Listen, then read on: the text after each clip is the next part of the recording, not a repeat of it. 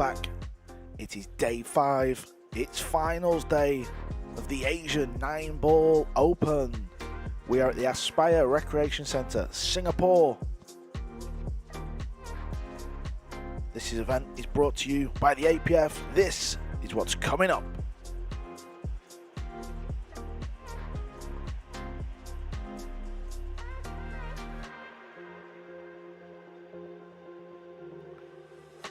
Chua will play his opponent in the first match, James Aranas from the Philippines. He's had a fantastic week. And it's Ko Ping Yi from Chinese Taipei.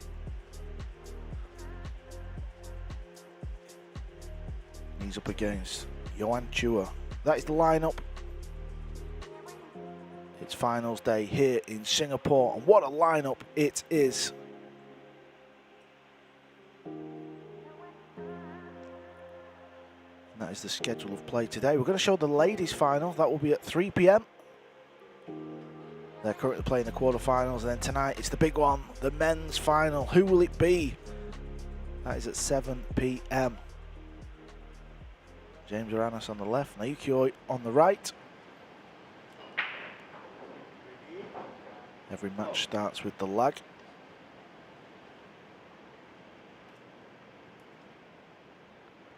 I'm joined for this match in comms, Gabriel Lowe. How are you doing, pal? Hi, Carl. Doing great. Thank you very much for the introduction. And wow, what a fantastic experience this is. Being here, having the best seat in the house, in the box with Cowboys, commentating on the semifinals.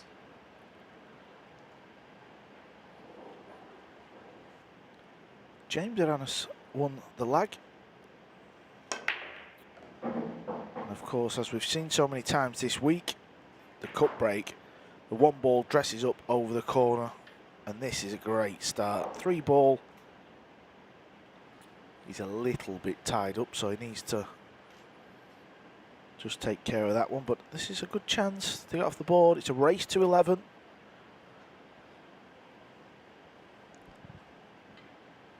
Seems that Dodong Diamond has picked up where he's left off yesterday. What a game he played against Laura Bongai. One of the young guns from the Philippines. The Philippines have produced some serious talent.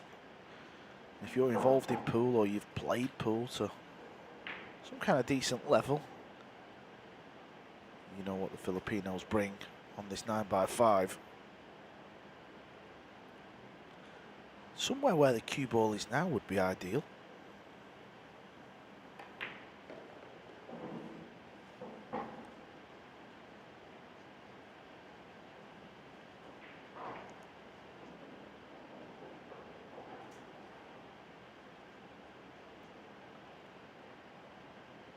Yeah, he's just having a look at where he wants the cue ball on this purple 4, because that's going to determine where he can get the cue ball for the 5, because the 9-ball is just impeding him a little bit on the 5. He should still be okay. He can land to the left. He wants this to slow down though, the cue ball. That's okay, he's got an angle. I think he can just stun it onto the little bit of rail there. Maybe he was trying to land on the right side of that ball though, so we'll see. Yeah, you can just see there's a little bit of the rail sticking out. So if he stuns this ball in, he can just bounce the cue ball above the middle.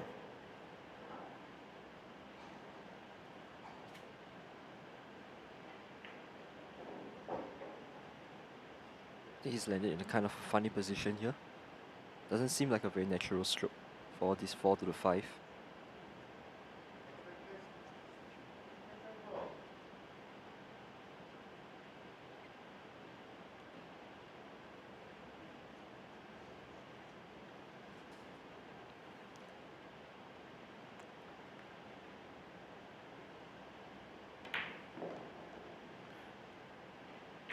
He's lost the cue ball a little bit there. That's because he only had a small little window to land the cue ball, and whenever the cue ball's coming over into open space and you want it to stop on a dime, it's so easy to overrun it. So he's playing safe.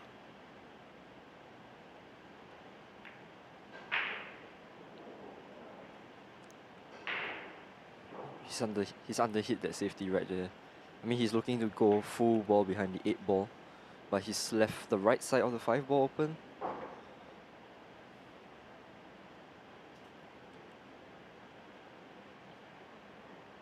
Early nerves from the Filipino. It's understandable. Rack 1, semi-finals. This is the start of big things here as well. What the APAF have brought to the Asian 9 ball here in Singapore. Obviously, Matchroom boss Emily Fraser's in town, so there's going to be big plans. So it would be nice to win the first one. Yeah. Nayuki is also underhit his safety, right? He's also looking to get behind the 8 ball, but he seems to have underhit that.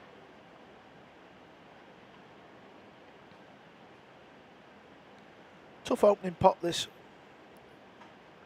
When I mean opening, I mean the distance. It's full table, queuing off the rail. Yeah, so easy to do that. Where's the cue ball going? Is it going to sneak by the 9? It isn't, and he's been fortunate, so we can class that as a good roll. But it's only a good roll if you get away with it. Always got to kick at this. There's no balls he can kick for cover. It's very difficult to try and kick this and get the cue ball behind the 7. The 5's always going to go near that corner. It could go near the 8, so something good could happen, but I wouldn't blame him for giving this a good old whack. Yeah, I think he's going to power up on this kick shot. Could he kick after the middle pocket? One rail? Well, he's in a tricky spot. We know that much. He is kicking off that left rail. That's what he's looking at. So he's trying to kick this full. Keep the cue ball up top. Yeah, he's just hit it a bit thin. But he's going to be happy with this. He's going to be happy with this. I know he's left it, but he's not sold out. Aranas has got to come with a shot. It's a similar shot to the one he's just missed in the opposite corner. It's all you can ask for when you're kicking from a tricky position. Just hopefully you don't leave your opponent a hanger.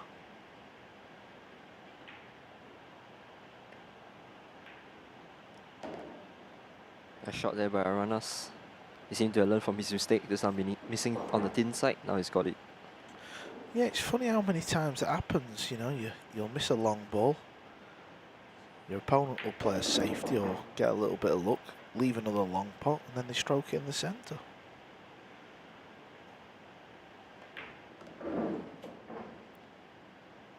So, after a scrappy first rack where James had 3 chances, he's finally took the opening rack.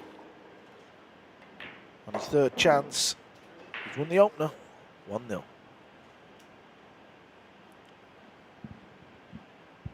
Some results from the ladies quarterfinals. We have Chen Jiahua that is up against Vietnam's Bui Xuan Phang, 5 racks to 4. Singapore's Charlene Chai is tied at 4 racks apiece with Kim Bo Jong.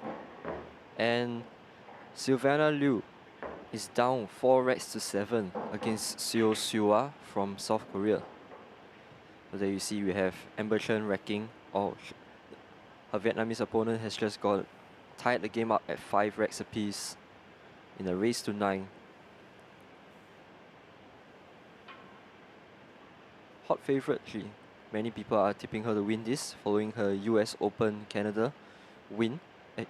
Her Canada Open 10-ball win that she had recently over Alison Fisher.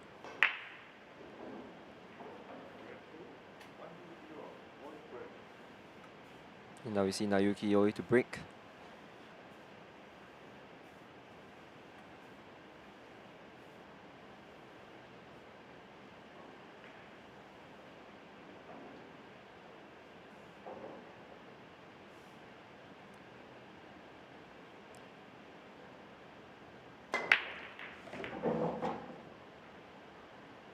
Yeah, that's okay. He's made the 3 points. And he's got to look.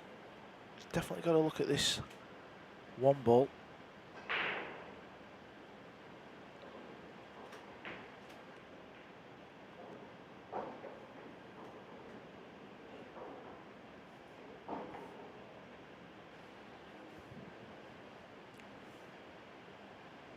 You know, Carl, like we were saying yesterday, with the cut break, there seems to be always that 4-ball cluster that's near the 9 ball.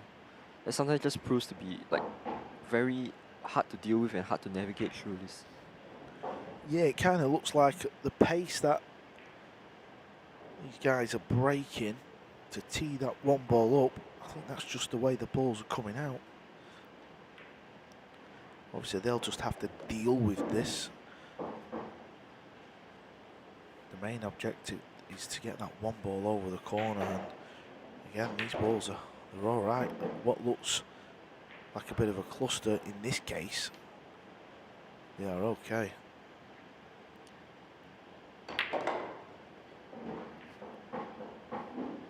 It's been a good week for Roy. He's played some good pool. He's had a tough run as well. I mean, you expect that. We all know the level of talent over in Asia.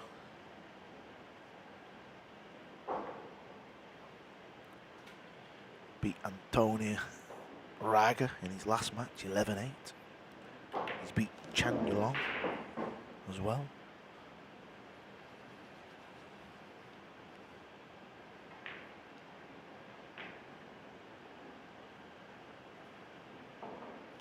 And now he's just looking to draw back down for the 9 ball.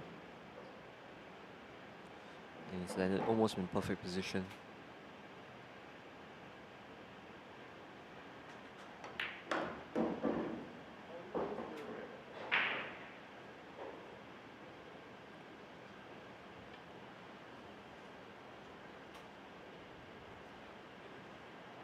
Decent break and run there for Oi. He's off the board.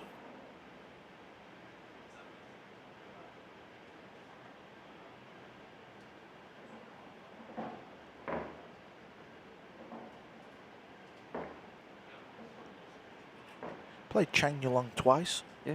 Lost to Chang. Yeah. He won in the second set. Yeah, won the second set, the important one. Yeah. So that losing in the double elimination round.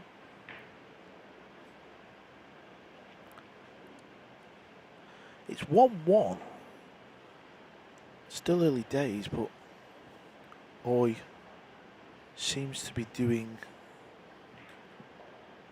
the better job at the minute.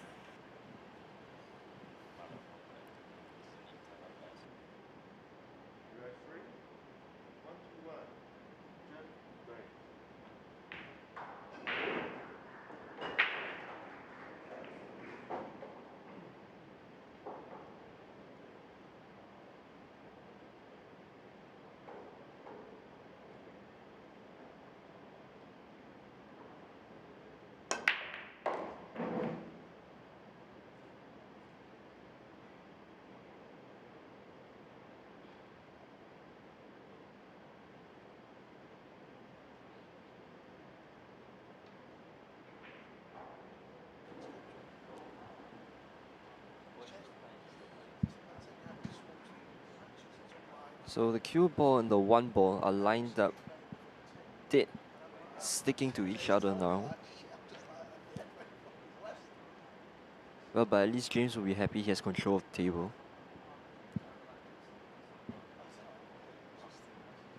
Looking to send the 1 ball down.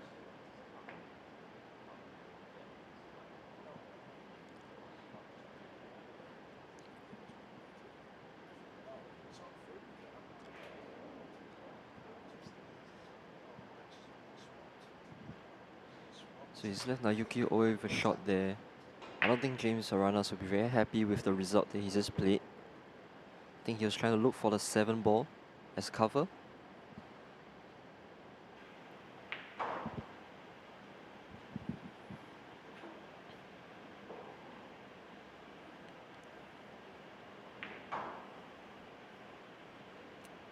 Yeah, this is awkward, isn't it? Because if he pots it, he's not really sure where this cue ball's running into. From this angle, it looks like it may run into the top side of the 9, but if it was to miss the 9, it's not far away from that corner. He's slightly jacking up. This is dangerous. This is awkward. Cue ball needs to stay dry, and it has done, so he's delighted with the outcome of this one. This is going to happen in a match race to 11. Aranas in the opening rack got away with one. Now it's Oi's turn. This is going to go back and forth, these little things.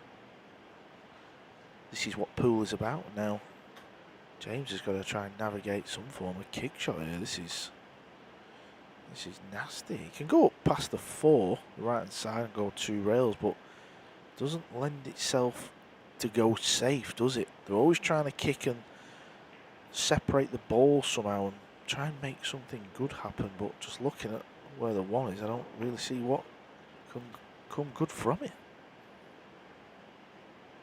I think maybe if he thins the 1 ball on the right side, he could send the cue ball back down and maybe get cover behind the 7 ball again, the 1 ball.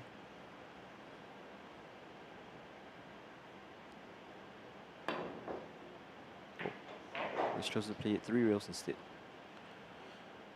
Yeah, I could see what he was trying there. The angle never quite looked there. That's why he was stunning it and drawing it into that rail. He didn't play the natural angle. He was trying to hit it off the 3rd, coming in from behind. It was a good effort.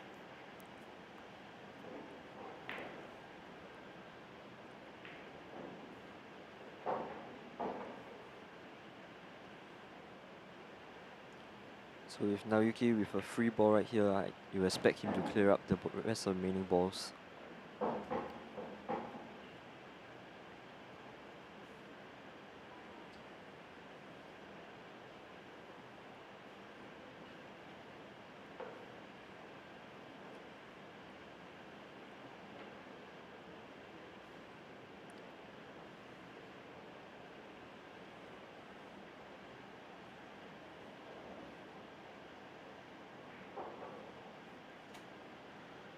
Naoyuki Oi over the years when he's been playing matches, he used to laugh and have a little bit of fun when he was at the table.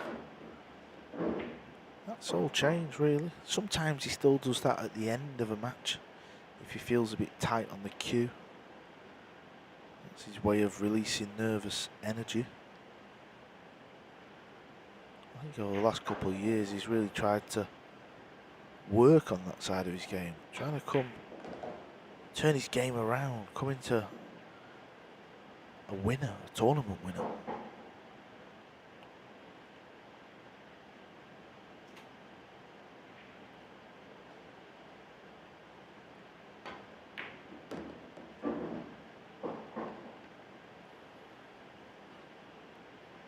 You know, it's funny you brought up Naoyuki Oi. We've been here for 5 days, and I've seen James Aranas practicing all the time. James Aranas, Johan practicing all the time. I've never seen Naoyuki practice. Other than just before a game, he shoots comes maybe 2 hours early to start on the warm-up table.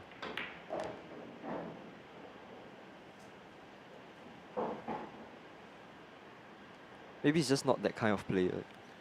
No, I mean, it's each to their own. Maybe Naoyuki does his work before he gets to the tournament and then just warms up a little bit. Some players are like that. Some players need to live on the table. Like Shane Van Boning? Yes, again, there's nothing wrong with that. You've got to do what works for yourself. Oh. Maybe you should have come in a little bit earlier at practice, because that is a bad miss. Didn't expect him to miss that.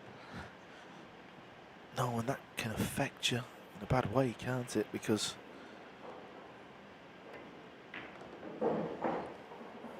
mentally it can affect you. Good thing is he's got the break in the next rack, so if he goes 2-1 down here, which he's gone to, he'll be breaking. So another break and run.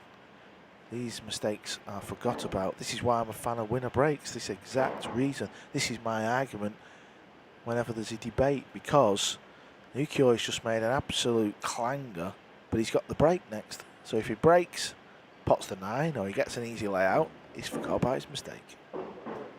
2-1 Aranas.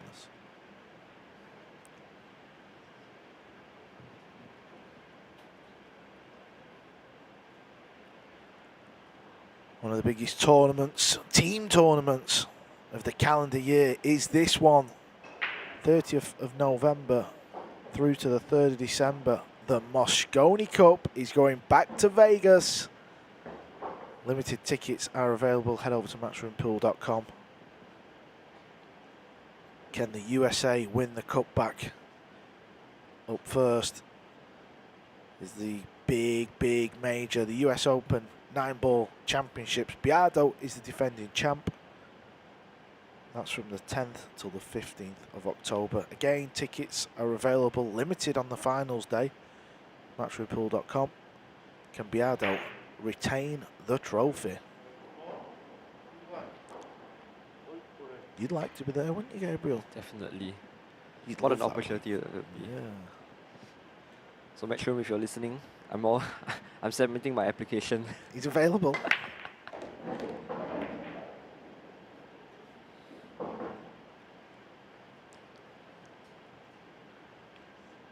Okay.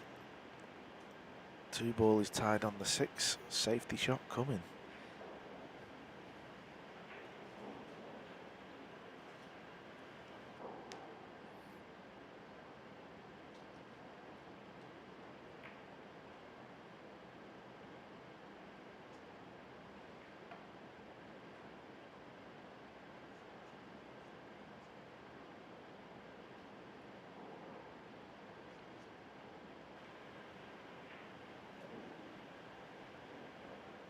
So all Lloyd could do really, just separate the balls. He would have known he's leaving an easy kick.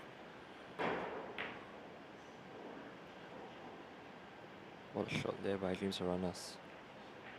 You know, it's funny how when you miss a shot, you do an unforced error.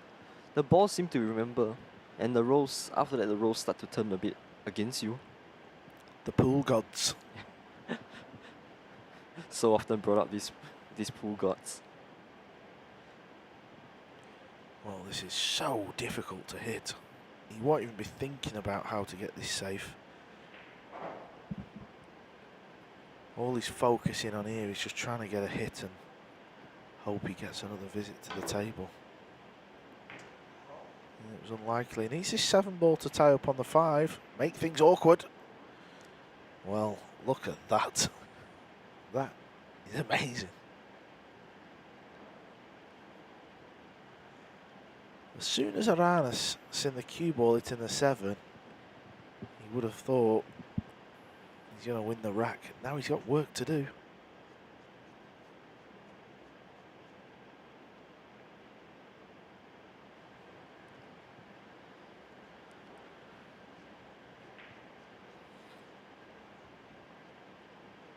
Could play safe here. I know that sounds crazy, but he could roll the 2 down table, put the cue ball behind the 8. Before he misses it, then he can break the 5 out because the 2 would be in a better position and the 3 would be over the pocket. Anyway, that's me just thinking out loud. Aranas has got other ideas. Yeah, he's took a gamble there. Oh, how do you like that for a flick on the 9? Oh my. You were talking about the balls remembering. That is incredible.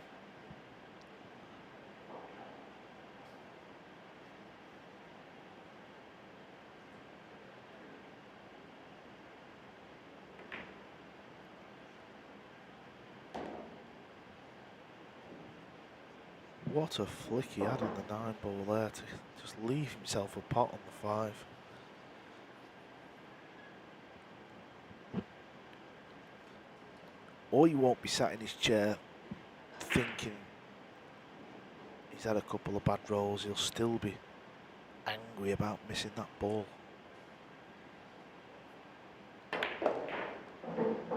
Shots like that where the gimmies, they can change matches. If he pots it, he would have been up 2-1. And it looks like he's going to go 3-1 down. So for the first 4 racks, it seems like James Aranas has got the big percentage of the luck so far. He's gotten away with a few lucky flicks, and even on the 7-ball, it was a small flick. If he hit it any thicker, it could not leave a shot. Yeah, but he deserves it. Whenever a player misses an easy ball to take a lead, you deserve to get punished. Aranas, 3-1 up. And he's got the break next.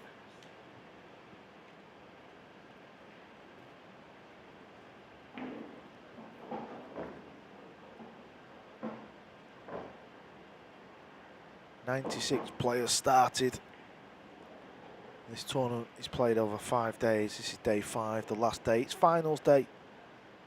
Just 4 players remain. The final will be at 7 p.m. tonight.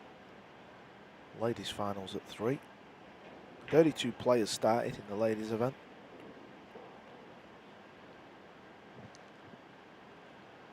Here you see breaking now is Chen Xiahua. Currently score is 6 racks to 5 in favor of her.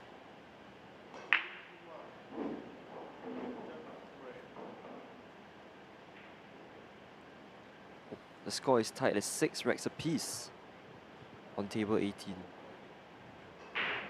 Yeah, 1/4 final of the ladies match is over. Rubelin Amit from the Philippines, one of the tournament favourites. She's through to the semi-finals.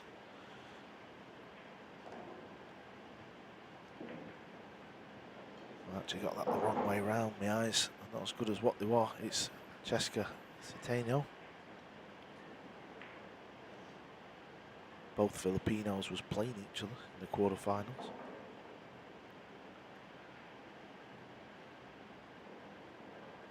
You know, an argument could be made that both of them were tournament favourites, but sometimes it's just the luck of the draw.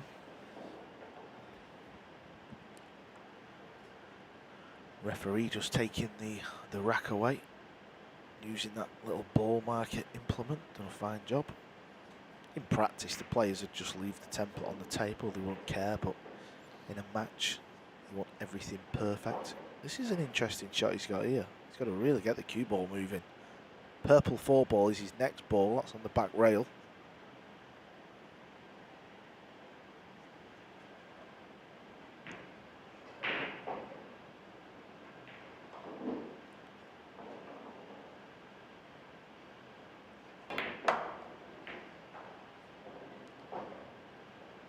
And it's landed perfect on the 4 ball.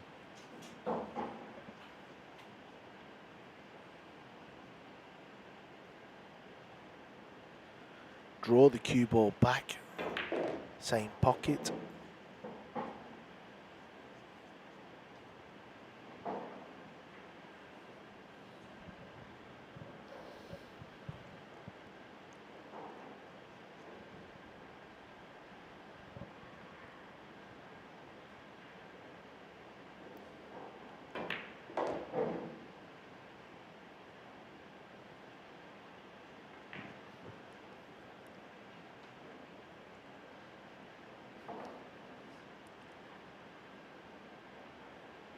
I wonder how the black 8 ball lines up. Does it pass in any of the side pockets or even the corner pocket?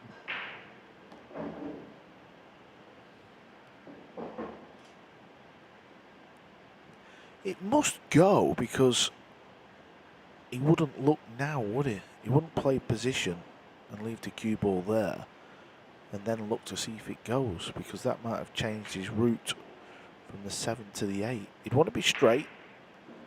Oh yes, that is straight. That just means if it goes off the left jaw, because he's right behind it, he can sight this perfect.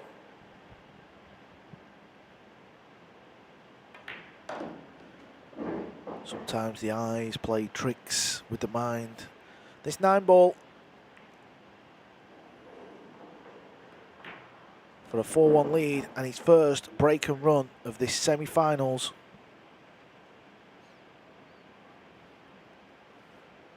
Oh, he's really got the cue ball on the string. He has such a small area to place for the 8 ball, and he did it perfect. Yeah, now Nukio, he knows he should have been 2-1 up. Missed that easy 7 ball. And now he's 4-1 down. He's going to be sat in his chair. He's got to battle his way back and try and make something happen. It's a race to 11, still a long way to go. He's got the break in the next. On the table now you see Charlene Chai. She's currently down 6 racks to 5 against Kim Bojan of South Korea. Faced with a difficult kick shot here.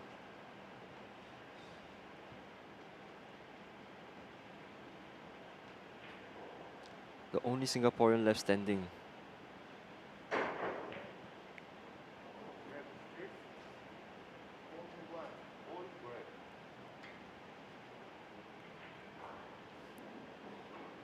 So Naoki is breaking, and I think he could really use a good layout and have a break and run to make the game a little bit closer.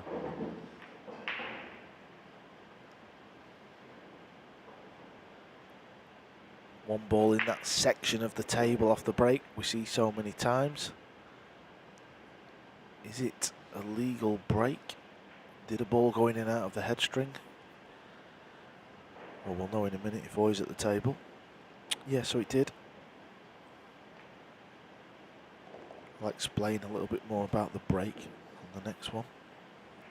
If you've just tuned in and you're not sure of the break rule.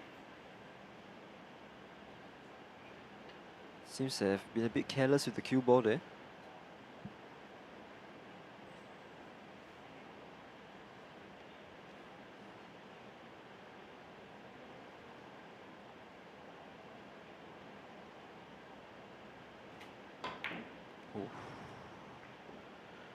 Or he's having a meltdown. This can happen. You can just start the match off and feel okay. Run the balls he knows. What have I done there? This match could start to get away from you. It's already started. It could be about to get worse.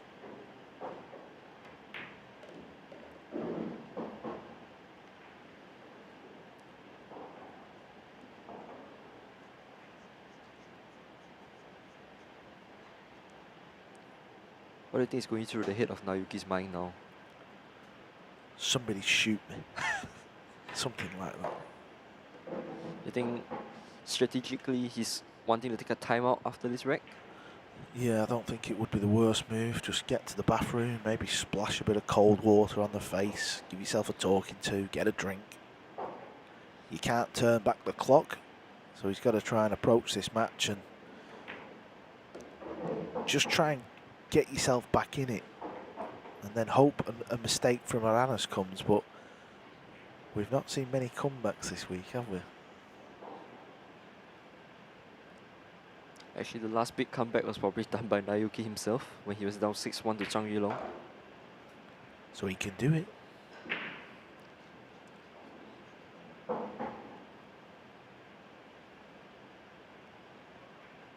So I think Naoki also knows that how James is like when he's not under any pressure, as shown in the game yesterday when he played Laura Bongai.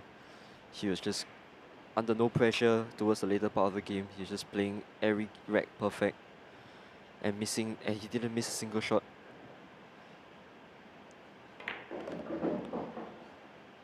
Oh, look at that for a shot. Look at that for a shot. Loads of spin. Lands perfect on the 9. 5-1. James Aranas.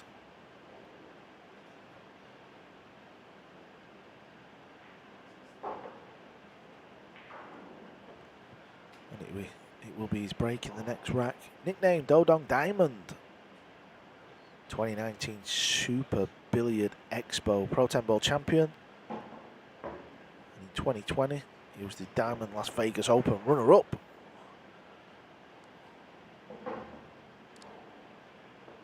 He actually lost the final to Cheng Junlin of Chinese Taipei. Gabriel's been doing his homework. I'm a massive Aranas fan. Is he your favourite player? One of the favorite. Who's your favourite player? I think it should be Cheng Junlin and Aloysius.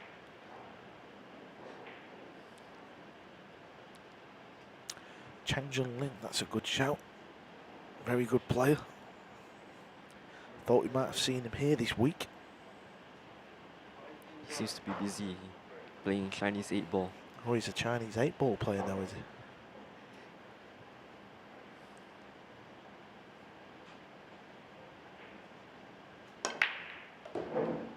Oh, this break looks nice. Just the way he hit it, you could just tell the way the cue ball come off that rail. There's that little cluster around the 9 area. So the opening shot is going to be the key one. And he may just pinch the pocket, use the right hand side rail and come back towards the 6. May be tempted to draw it straight back. That 6 ball's the big ball. The green 6. So yeah, he's just drawn it straight back into this area. Leave himself a shot on the 2. Maybe he would have liked it to hit the rail and bounce off a little bit. That would have got him closer to his work.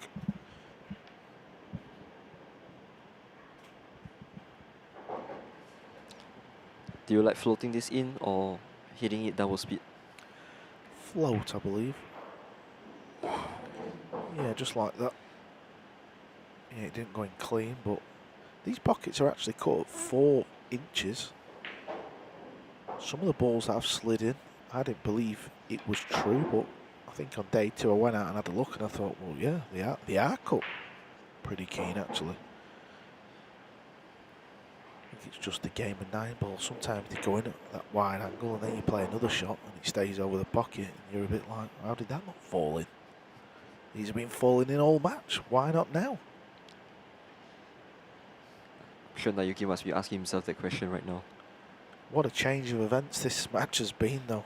I mean, yeah, Naoki wasn't running away with it, but you'd have backed him to go 2-1 up, and that'd give Aranas just that little bit of thinking time. Now he's in autopilot.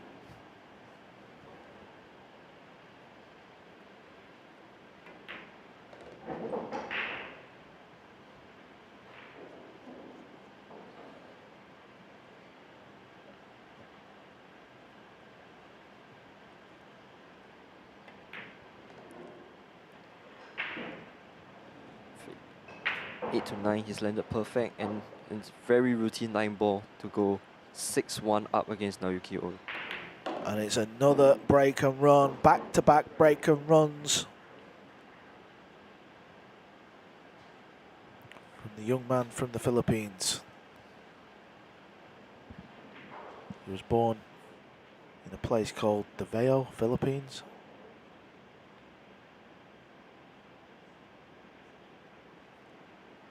And there's a long list of Filipino champions. Efren Batarayas, Francisco Bustamante. And that picture there tells us all we need to know.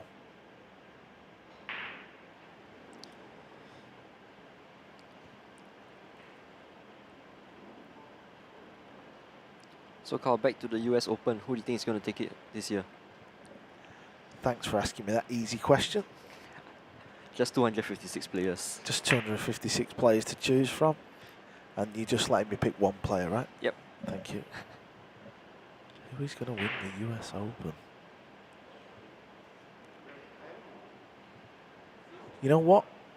I'm going to go for Shane. I'm going to stick my neck on the line and say he's going to win 6. He's going to break the record. You think he is? I think Albin Ocean is going to take it. Albin Ocean never won it before, so he's looking to snap his first one off.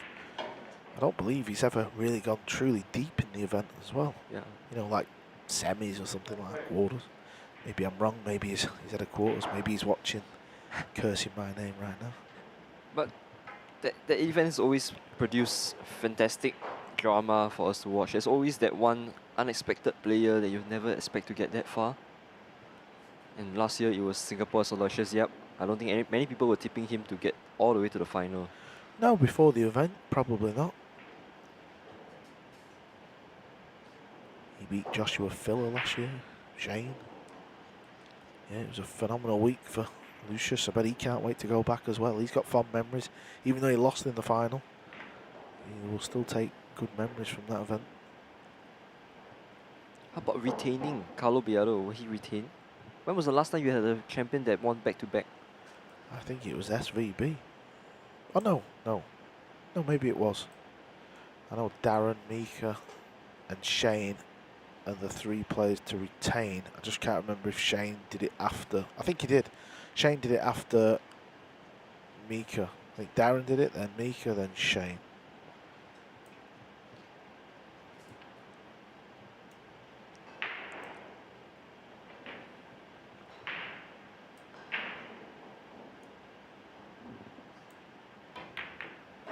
Oh wow, what a shot there by Dodong Diamond. Potting the 2 ball off the 6 ball, and he's landed perfect for the 3 ball.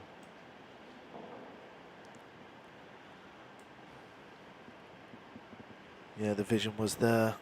played it nicely. He's got an angle on this 3. Well, he's got a shot on the 3. Maybe he doesn't have as much angle as we thought. He's got all the shots though, hasn't he? There's another one. Creating that little bit of angle to arc it past the 5.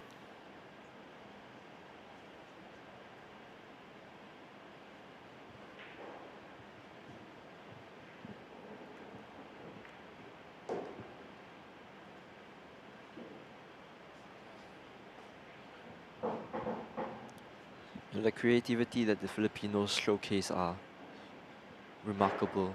They find shots that people don't even know exist. So we can learn so much from watching the Filipinos play.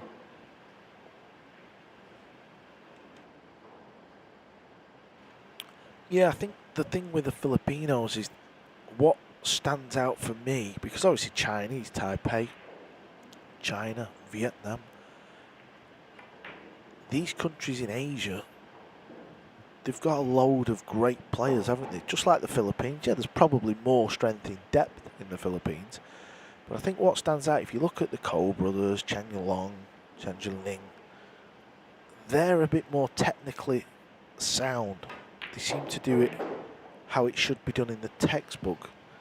The Filipinos, they've all got all kinds of crazy cue actions and mannerisms, and I think that's why we just put them in that other little bracket, because it's like they just get given a pool cue when they were a kid and they play on the pool table that's in the street next to the bar, and they just learn how to do it, right? Yeah. This man's learned how to do it very well.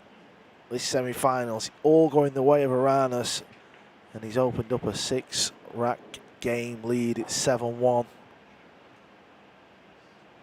These different styles were showcased by Laurel Bonka yesterday when he came out with this very unorthodox stance. Yeah, even one of the big legends, Bustamante, you know, what a crazy cue action he had. Yeah. It's looking grim. It is looking grim for Oi.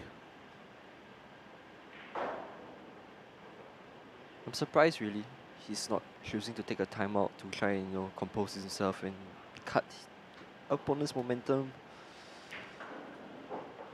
Maybe he just feels like it's too little too late. Maybe he's thinking with this break format, done it once before, but I don't know, maybe he's not quite at the races. 7-1 down, Aranas to break. All 3 ladies quarterfinals are still in play. Only one has finished. Senko is through from the Philippines, through to the semi-finals. So everybody's favorite Chinese Taipei is Chen Xiaohua is currently tied at 7 racks apiece with Vietnam's Bui Xuan Vang. And Singapore's Charlene Chai tied 6 racks apiece with King Bojan.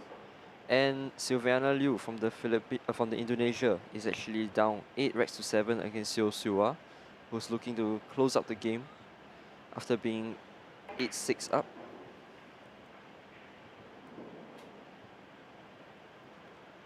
Obviously, we've been commentating on the men's. It's been good to see some different players on the TV table. Some young players, a lot of players from Vietnam who we don't really see travel. There's been a few travel over the years, but not many.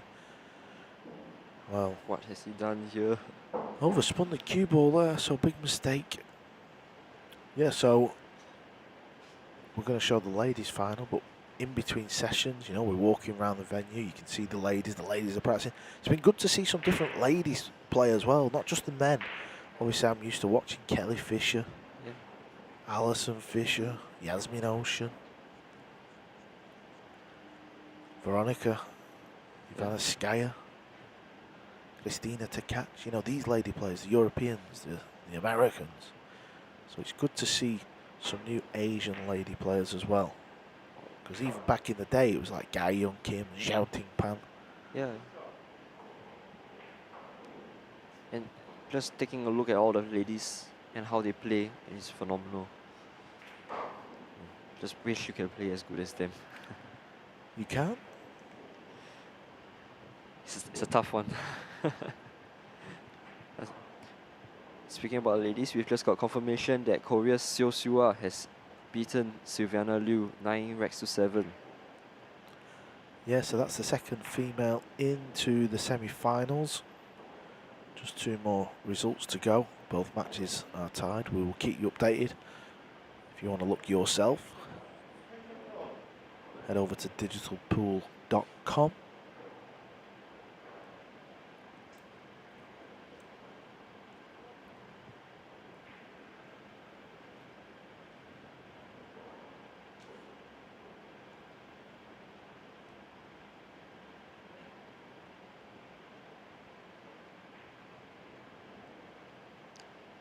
So it seems that James Aranas has gotten away with that kick shot.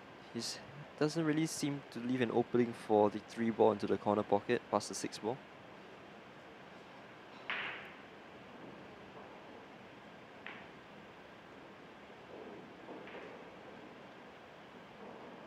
So he's trying to play a safety. Oh, he's not going to be happy with that shot.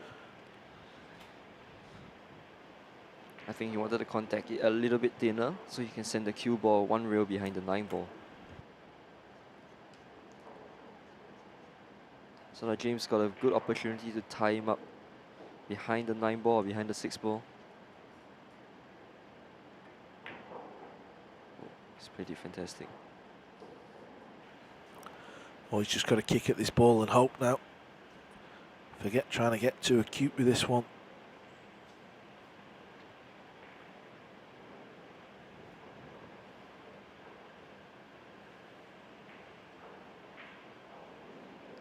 Just needs something to happen here, doesn't it? Needs to try and turn it around. Maybe a slice of good fortune, and then the break in the next rack would give him a glimmer of hope.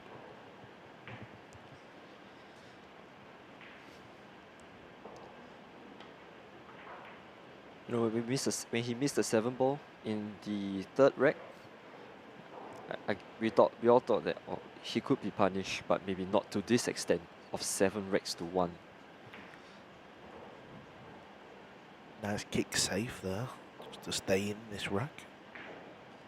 It's all about James's shot here though, if he can play another good one.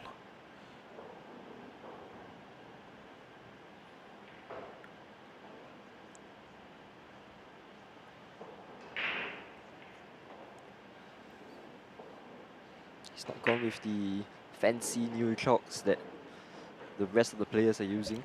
I've got a shot for you. This is a shot for an exhibition though. He can bank the 3 past the 9 off the bottom rail, play the treble into the top pocket, leave the cue ball where the 3 is, and play it at a speed. If he misses, he hooks him behind the 5. Carl has called it. Let's see what he plays. Oh. Just plays the bank in the other corner, but he misses it. Tried to use the 8 and the 6, so that was also a smart shot.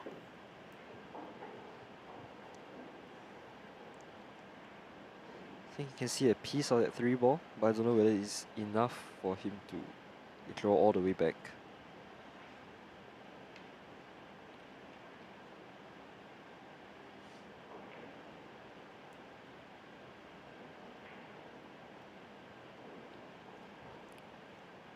Jump draw. Oh, he was playing into the rail. Not bad. Maybe James can snip this in the side pocket. It's very thin.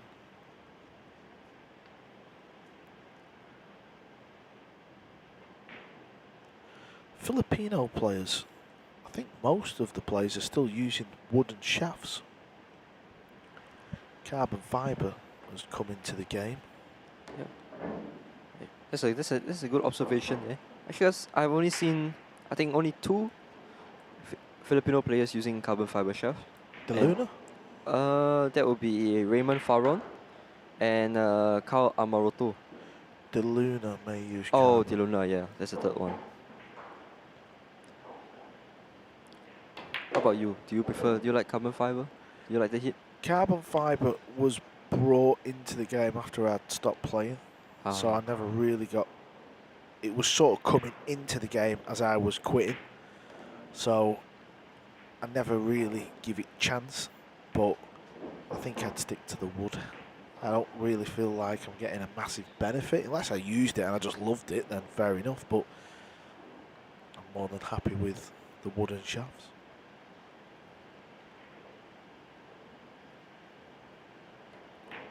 Oh.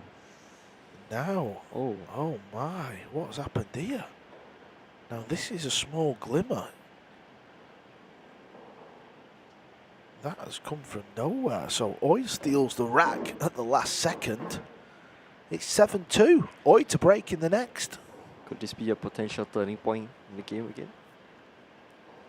This is a good chance to thank APF for this wonderful event they've brought, and you know, bringing Matchroom over as well to help and try and build something for the future. This is now part of the Matchroom ranking, and if you want to be a promoter, host an event in 2023, you can actually email pool@matchroom.com, get some more information, find out what that's all about, and you could be a promoter anywhere in the world, and your tournament, as long as it reaches certain criterias, will be added to the pool calendar tour. How about that? Wow, it's fantastic. It's brilliant. I mean, if I had a venue like this, I would definitely be wanting to host a Matchroom event.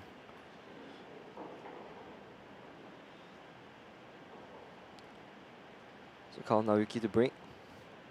And I got a feeling that this could be a good chance there'll be a break clear. A break and run.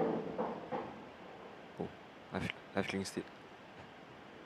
Did it cross the line, the 4-ball? That's what players are looking at. No, I don't believe it has. As long as a piece of that 4 breaks the white line, that counts as a point. But I think Nuki will be staying at the table, because what happens here is on an illegal break, the other player can come to the table, play the table, or you can just give it back to the opponent. So because Nuki's hooked, or James, whichever way you want to look at it, James has decided it's not for him. He's going to let Naoki continue. 3 points you've got to score off the break. A point if a ball goes down, and a point for going past the head string or the balk line. So there you see he's potted 1 ball. The 8 ball has crossed the line. He's only made 2 points. A legal break. So it's just not clicked for him today in this game so far. No, I mean, he's very fortunate. It's 7-2 because Aranas has missed a 9 ball over the pocket, queuing off the rail.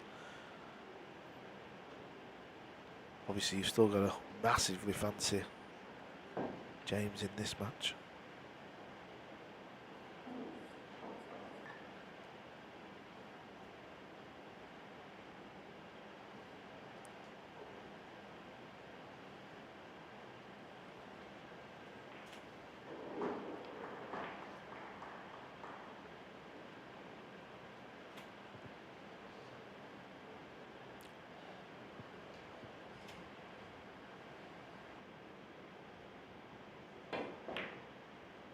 Nice kick shot there, just kicking distance. Wants this 1 ball to hold up. Or you may be able to do something through the gap. May be able to see the pot, or may be able to go rail first.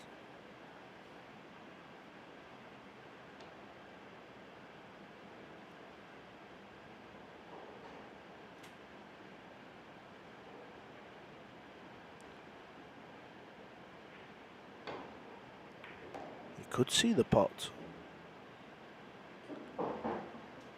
And wow, what an opportunity for Naoki to go 7 racks to 3 down.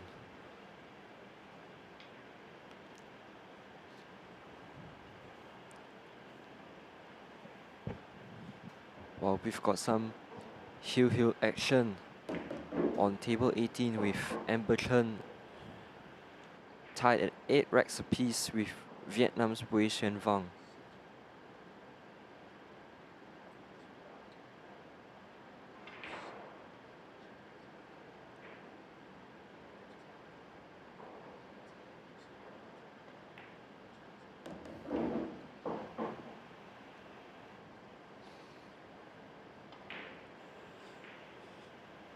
So the 5 ball, I think, doesn't pass the 6 into the corner pocket. So it's maybe looking to stun this 4 ball, 2 rails, and place for the 5 in the right center pocket. You know the game, Gabriel. You're trying to stall on me, trying to hustle me tonight, aren't you? Pretending you can't play. Oh, I don't actually know. Yeah, actually, you can't play. I'll take that back. We got action.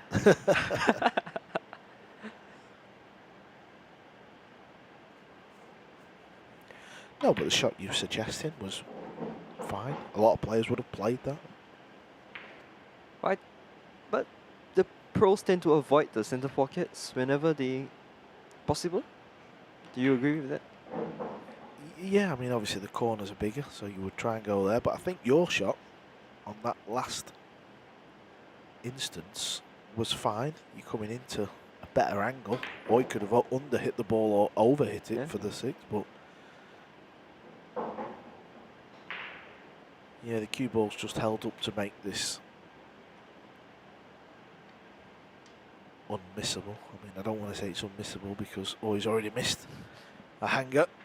But he knows this is just to make a small comeback, a little bit of hope. And it's there, it's 7-3. Aranas to break. You were talking about Amber Chen, who just won the ladies event. She's Hill. But we're going to have a timeout. Naoki Oi has listened to you, Gabrielle. It's time for him to take a break, wash his face, get a drink.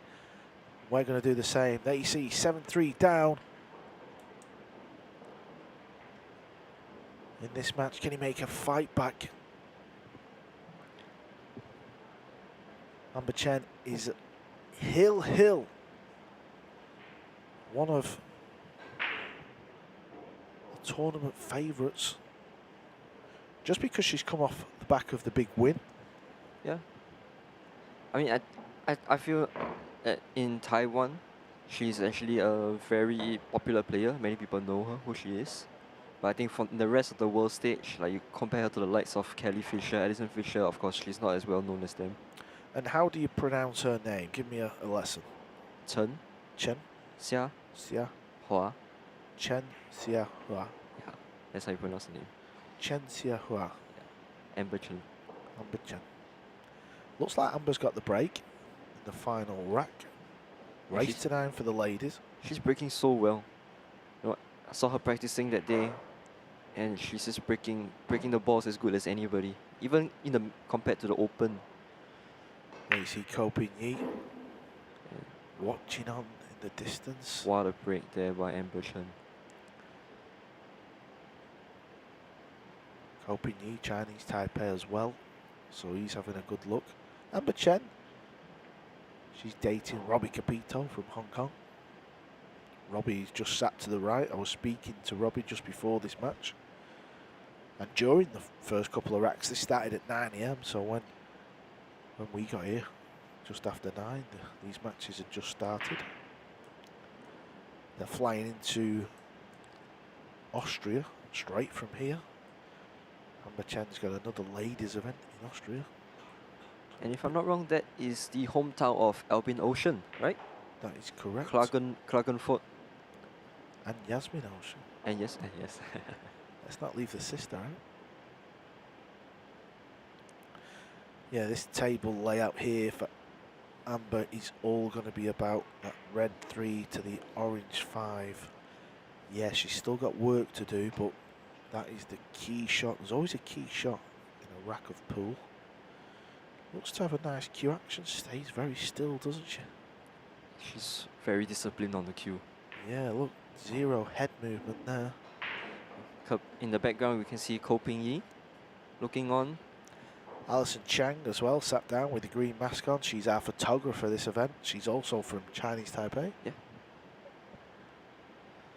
Yeah, so I'm sure if you've seen pictures floating around social media, Alison has took them. A couple of referees there with the red collars on. They've done a fantastic job this week. In fact, they're also from Chinese Taipei. Everyone's from Chinese Taipei. Back to the action.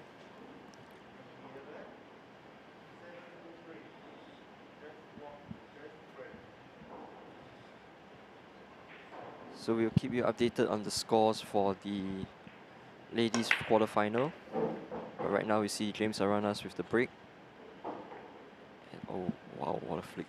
Well, after you've missed a 9-ball and then seen your opponent win the next rack, look at the split he has got here.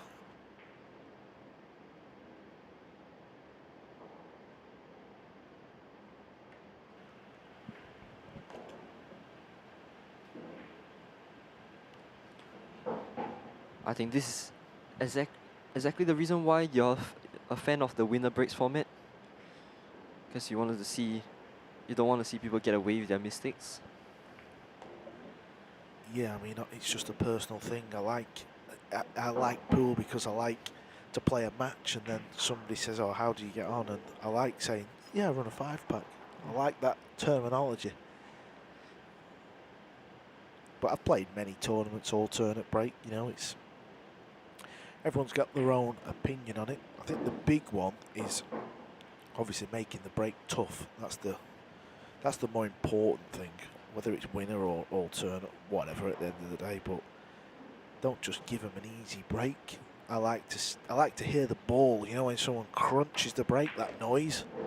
If you've never been to a live pool tournament, you know, when some of the big breakers crunch that break, you can hear it from the other side of the room. It's so loud. I like that noise. I think that's why for the European Open, they decided to make 9-ball on the spot and break within the kitchen. Yeah, they just felt like it was too easy. The game was too much break and run. It can become a little bit boring. You want to see the safety play, don't you? The kicking, the missed balls. Yeah. They're important. You know, you want people to miss balls. What a tough break that is. Very tough break. I'm sure it will come over here as well. You know, it's not a dig out to the APF, not by any stretch. I believe actually they wanted that ruling. There was a little bit of politics. Maybe we won't go into that one too much, but I think they wanted the 9 on the spot and the break box. So I'm sure the next event APF do. I believe that break will be there. The main thing is we've got a tournament and it's in Singapore. Yeah, that's the most important.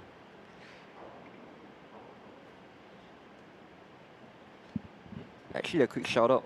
Carl Boyers has got a video on his YouTube on how to break 9-ball on the spot within the kitchen. Please go and check it out. Well, let me slightly just tweak that. It's not how to break, it's showing the differences between an easy break and the new break. I couldn't actually break when I did the video. I just did 2 breaks and I thought, well, this is not a video to like say, look at me, this is how you break. It's just to show the 2 differences. Amber Chen, she didn't get out there. So because the 6-ball was still on the table, maybe the mistake come from the 5-ball. Yeah. That 5-ball, that looked tricky. So this would be, I'm not saying it would be a big breaking news story, but off the back of the win in Canada, big moments coming up here.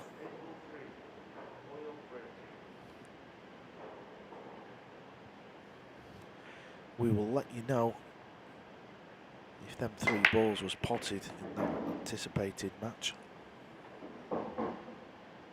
Did the 2-ball cross? James is moving. Oh, he looks disgusted, so it looks like an illegal break. And good news to Singapore fans. Charlene Chai is now up 8 racks to 7 over South Korea's Kim Bo-jung. Singapore still flying the flag here. Still some home support.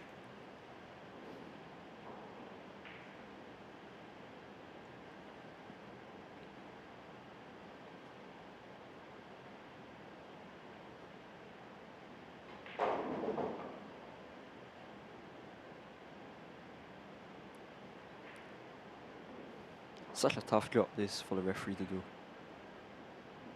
Yeah, but then ball markers make all the difference. Yeah. There you see there's that little thing sticking out on the top that marks the ball. And then now you can just move the plastic. And this happens very rare. You know, this might be the first time I've seen it where you've had to use 2 markers like this. That's a wonderful camera angle of it though, isn't it? There you see the job of this. And You see how still the referee's hands are. yeah, you know, I'll be shaking. that's why you're not a referee. as I'm sat here. Yeah, there you see, hold the marker, put the ball back in exactly the same position.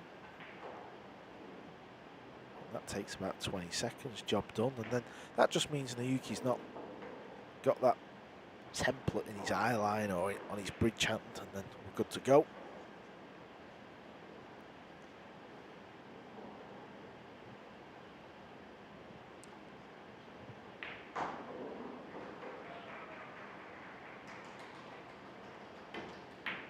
Oh, Oh, okay.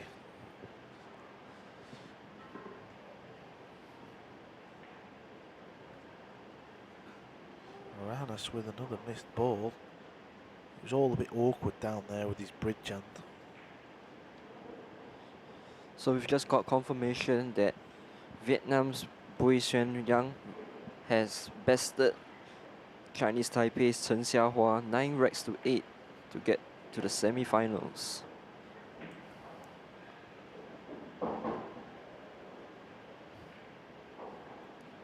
We've seen a couple of upsets for the ladies' side recently, or over the past few days. Let's not forget Rubelin Amit, who is in the semi-finals, has lost her first game, 7 racks to 5. She's fought all the way from the loser's side to the semi-finals. Wow.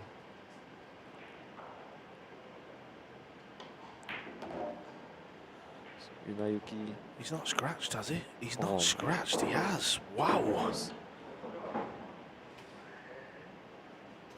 James has got away with that mistake he did on the 2 ball.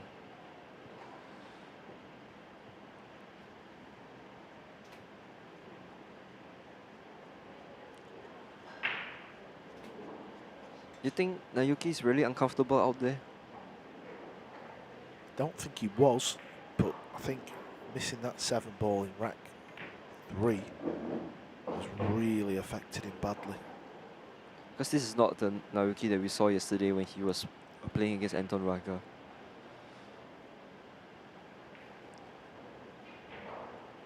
How much difference a day makes. Yeah, and how much difference just one shot can make, because I'm convinced if he runs that rack out and goes 2-1 up, I don't think we're at a scoreline of 8-3. I think it may be a little bit closer, and that's what happens in 9 ball. One little error like that can just change the whole dimension.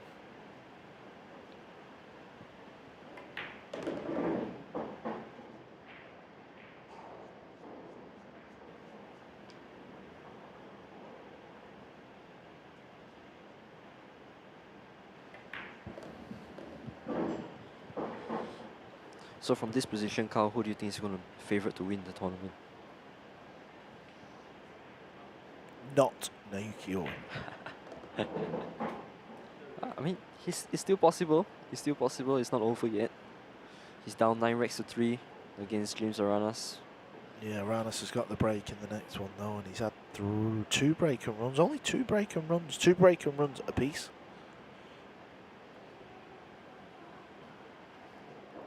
I think as the days go, as it gets closer to the tail end of the competition, you won't see that many break and runs because of the nerves out there.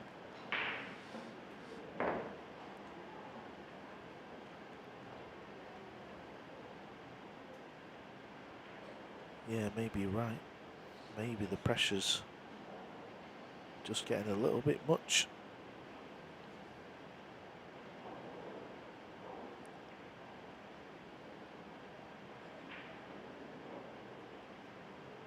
But I remember in the UK Open, when Joshua Filler was playing the final, he actually did a 5-pack to end the game Yeah, against Francisco Sanchez Ruiz. Yeah, that was ridiculous.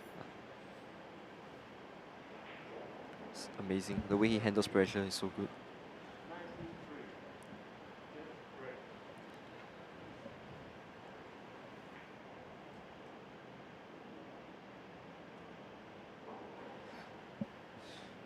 So an update from the game between Charlene Chai and Kim Bo-jeon. The scores are currently tied at 8 racks apiece, and it's going to another heel game. James has broke the better of the 2. always seems to have a shot on the one. I'm a little bit surprised out of the 9 racks he's won, he's only run 2 off the break. Maybe he's run 3. Maybe I've not jotted that one down. Nicely controlled there. Sometimes on that shot you can get a little flyer off the rail. Green 6 ball is the problem ball.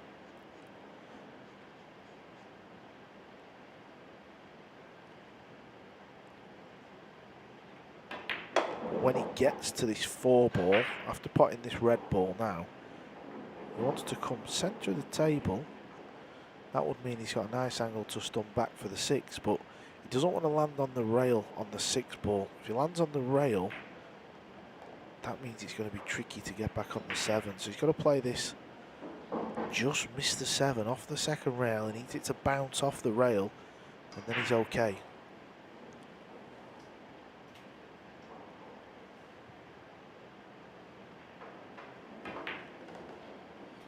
And he seems to have landed in the tricky position here. Seems like they're contact with the 9 ball.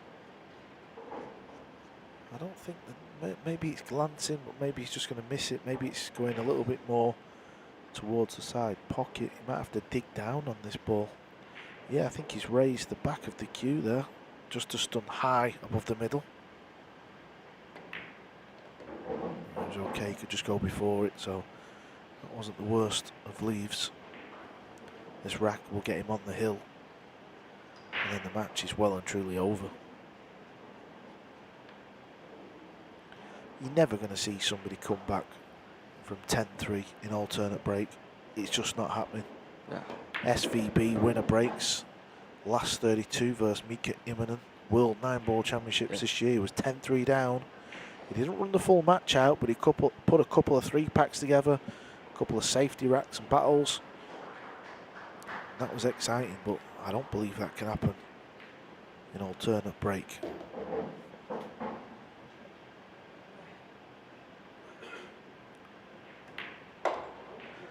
Third break and run of this semi-final. James Aranas is on the hill. We talk about that game with Shane Van Boning and Mika Immonen. That's probably one of the most amazing games I've ever watched. Yeah, it was absolutely incredible, and when you're watching it from the sidelines, you can just tell that because it's winner breaks, it can just add that little dimension. And what I mean by that is your opponent, because you know you might be sat there for 2 or 3 racks, all of a sudden it's 10-6, still thinking I'm okay, but that little bit of doubt starts to enter your mind. Yeah, that won't really happen here, because James is going to get a chance. He's not going to get a chance in the next rack, maybe, because he's breaking, but he's going to have enough breaks in this match where he's still going to feel comfortable. Yeah. He's got many opportunities left to break and run to end the game. And speaking of ending the game, sad news from Singapore fans. Kim Bo-jeon has won Charlene Chai 9 racks to 8. And she has won the last quarterfinal and have our semi-finals for the ladies set up. Yeah, so the ladies semi-finals is all set. But what a run from Charlene Chai. She's doesn't really practice much. She's not really a full-time player, and she's really produced many good results in this entire week.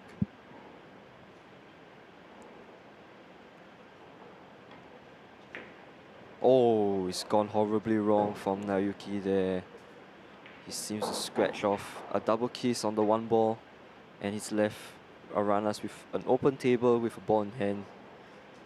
And I think this is the start of the end for Naoyuki. Ladies semi-final, I think we'll just roll on. If not, it may start at 12, but the final will be at 3 PM. We will be showing that. That's the main thing. Next, we are looking at an all-South Korean semi-final with Kim Bo-jeon and Seo Siwa playing against each other. In the other side for the semi-finals will be Filipinos Cheska Centeno versus Vietnam's Bui Xiang Vang. Will she pull off another upset? Well, I'm glad you're my new commentator because you've got these names dialed down. But honestly, I feel like I'm butchering the Vietnamese name. James Aranas has got a tendency now and again to play an absolute shocker, but from nowhere. Yeah. How has he ended up behind the 6? I think he was looking to bump the 6 maybe, or bump the 9. I'm lost for words. What a mistake he's done there. I mean, he'll probably get down and kick this ball in and run the match, but fancy leaving the cue ball there. Yeah, but it's all well and good when you're 10 racks to 3 up, but when the pressure starts kicking in, maybe later in the final, when he's 11-11, it may not seem so easy anymore.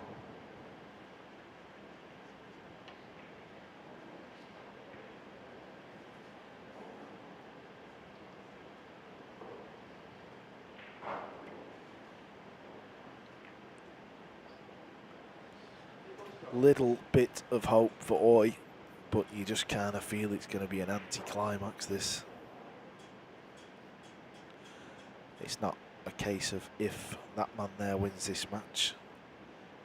It's a case of when.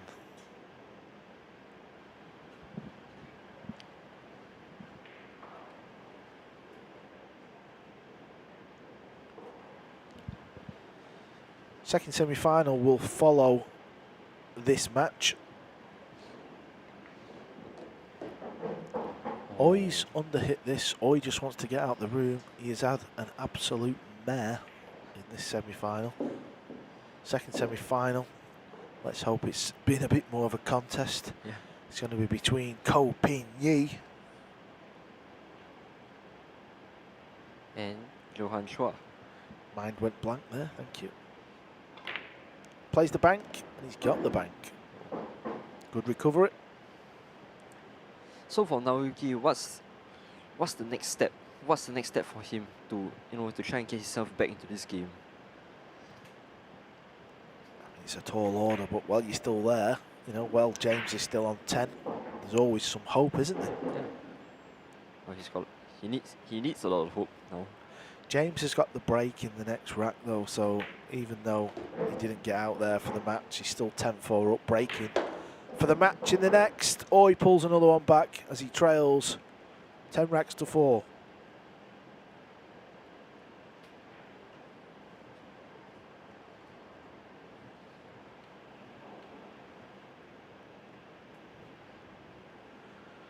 Yeah, so the next match, Johan Chua will be playing Ko Pin Yi.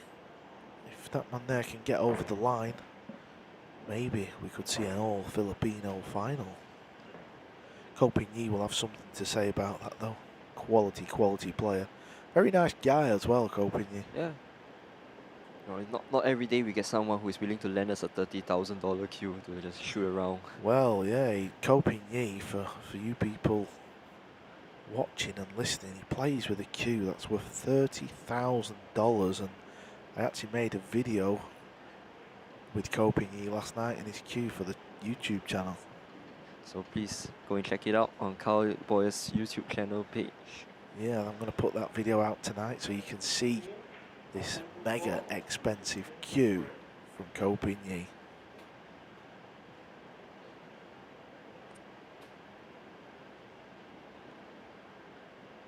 He's been breaking very well all week, and he's been breaking well in this match. Watch the one ball. Here it comes. Oh, it got kicked. That's why it's not found its way over that corner. It did get kicked. Tricky shot coming up. He can pot the 1, but holding the cue ball for the 3 is nasty.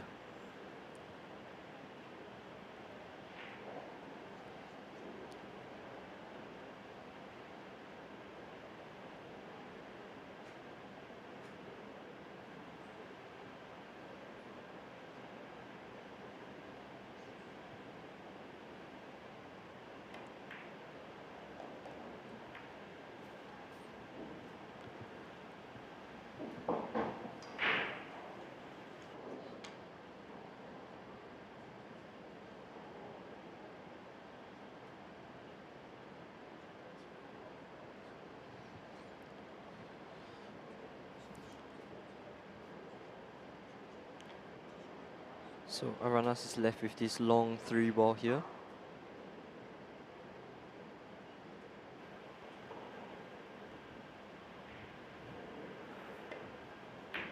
Oh.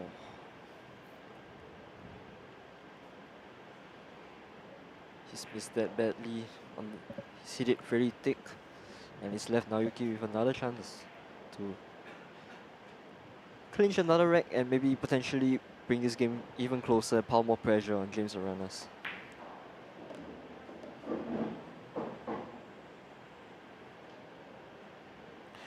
Now, we were saying it's unlikely the comeback. I mean, obviously, it's not unlikely. It can still happen.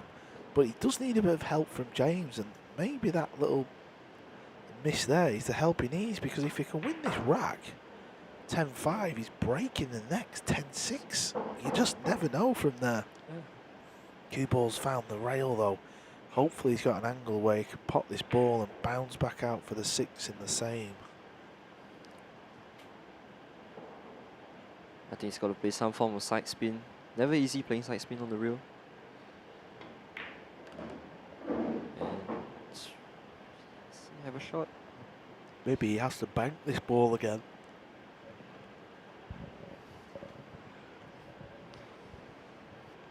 Is he playing the hook? He is. 1 rail off the top, or 3 rails in behind it.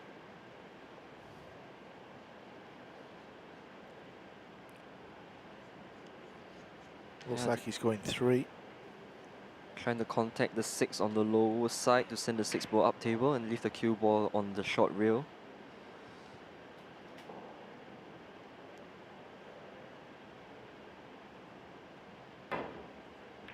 Oh, that is amazing.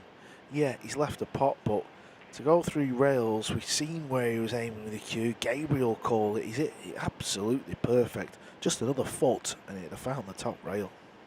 That is the talent of the Filipinos right there.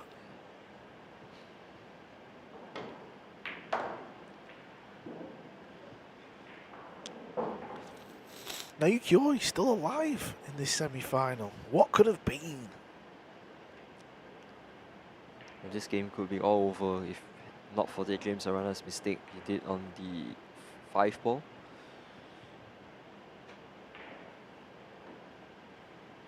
But James got to put it past him, and he's got to compose himself again to try and win this game.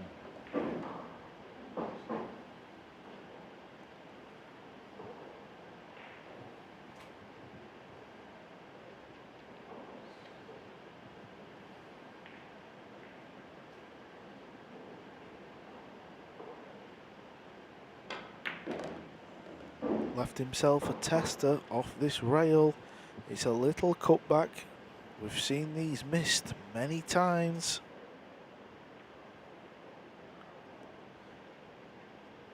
This 9 ball just to give Naoki a small chance of still winning this match.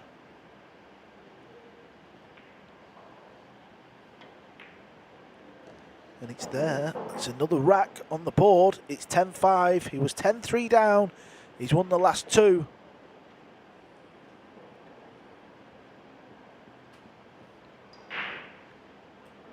And that man there will be breaking in the next rack. A break and run, 10-6. So Carl, now we're on the topic of comebacks. What's your greatest ever comeback? What's my greatest ever comeback? 2 spring to mind. I was playing Luhai Tao, China, you know? Yeah. In the semi-finals at the US Open. I was 9-2 down. I think it was 9-2, 9-2, maybe 9-3. And I won 11-9 to get to the final. Oh. And another one, I was 7-2 down against Ralph Suke. Oh, World Pool Masters, right? And I come back to win Hill. That was a sweet one, that. Yeah. It's always nice to win a match like that, but it doesn't happen very often. But You don't bet on it. You can't bet on it. Oh, the 1 ball's found the top rail. That's a shame. I don't think he can cut this in. Looks like Aranas is going to get to the table now in this rack.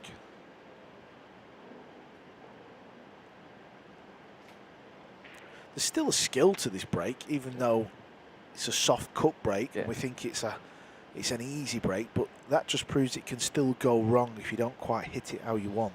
Yeah. I think the timing of the stroke is very important for the cut break, and especially where you hit on the rack. Of course, that's the most important.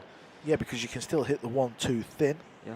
You can hit it a little bit too thick, and sometimes it'll go in the side pocket. Here comes the push.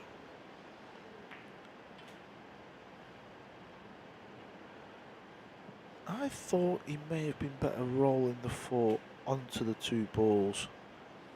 He's not really tied anything up there, has he? All the balls are still in the open. Maybe that's his plan. Is he trying to pot this ball? Oh wow, that's very aggressive. Yeah, well, he's tried to pot it rail first, knowing that the cue ball will come down, and you also know that type of shot, it comes back into the centre of the rail. That happens a lot. That's the shot Oi would have probably played if James would have put him back. But he's had a good roll, and he's got a snoop behind the 4 ball. How do you kick this? You can't kick this. The 8 is in the way, the 9 is in the way, the 5 is in the way. So he's opted for the jump cue. Yeah, he's going airborne. Just trying to make something happen. He would have played a jump bank. Is the cue ball going behind the 5? Wow. It is. He's got a very good cue ball there, actually.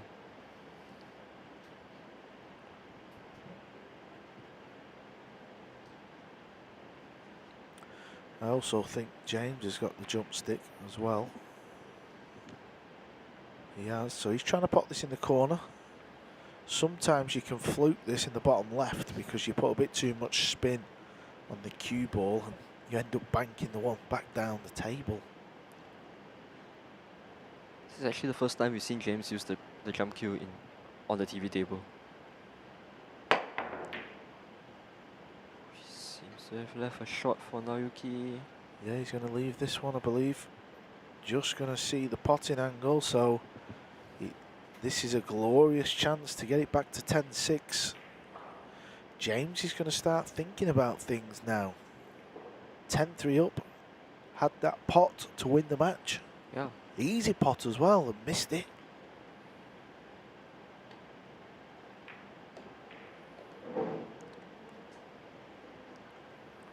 Signalling where he wants the cue ball. He's not marking the table there, he's just giving himself an idea. Then he'll pick something as he walks round. He's just maybe in line the pocket or the diamond, just a bit of a guide. Yeah, I won't be surprised if James Aranas takes a timeout if he loses this rack. Did he get there? The look on his face tells me no. That's incredible. That camera angle to me, I thought he was on that. That is unbelievable. He's not. That is so deceiving. I thought he was fine. Could he perhaps spin this ball in? Just all going wrong.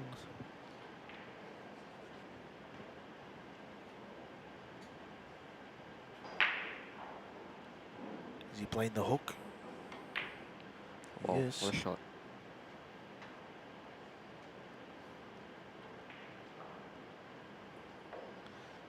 I think James has got a couple of options here. Well, he's going to get a jump cue, so there's enough gap there. He's not going to try and get too adventurous with the cue ball here. Just pot the ball. Put everything into the pot here. Don't try and get the cue ball back out or anything like that. Just try and pot the ball. With the 5 hovering over this corner pocket there, I don't think he needs to draw it back. Oh. Oh, it stays over the pocket. That was a good effort. You could see how high the cue ball went. What a jump. Not easy when the balls are so close together.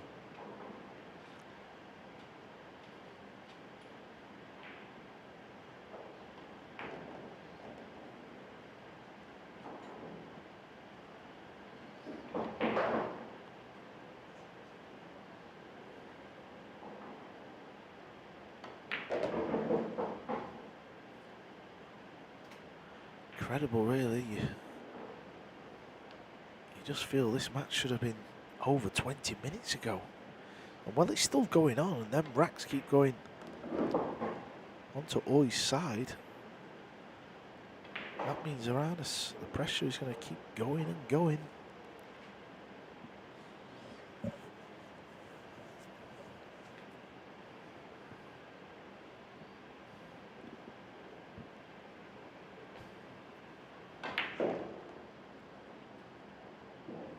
Another tester on the 9 ball here. It's very similar to the one James missed earlier in the game. Being this close to the rail.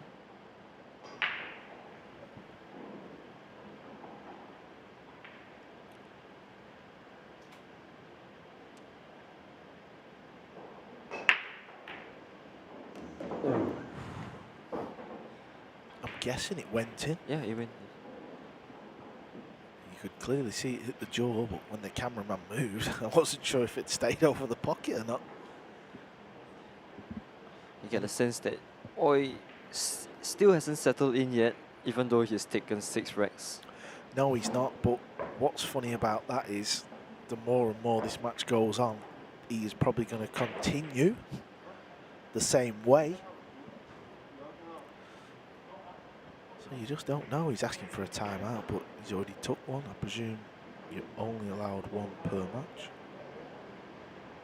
Well, he's allowed a timeout, so Oi takes a quick break. Probably a good time for James Aranas as well, and it's also a good time for us, so we'll see you in a few minutes' time to see if Oi can snatch this match from defeat as he trails Aranas 10 racks to 6.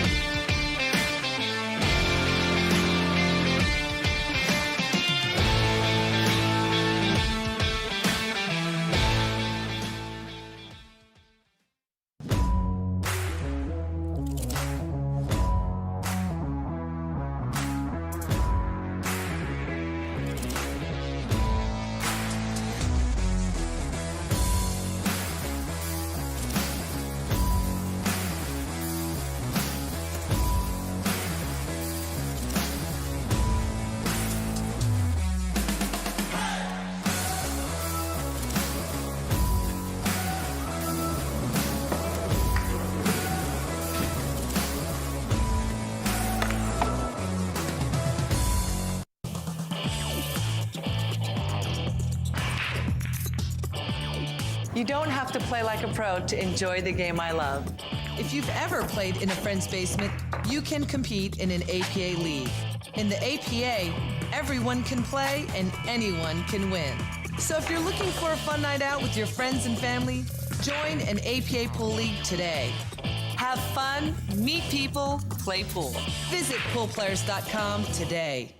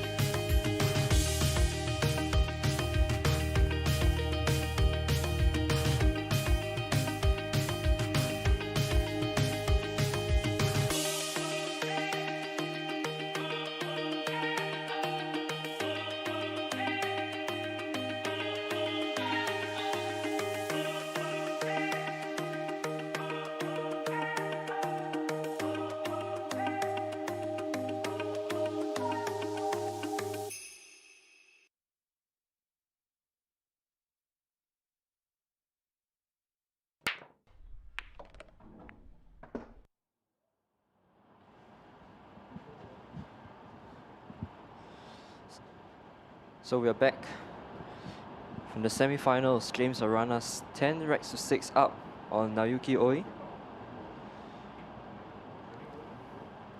With James Aranas to break. Remember, he's lost 3 racks in a row to Naoki. After that howler of a mistake there, positional mistake from James Aranas. And he's looking to seal off this game with a break and run.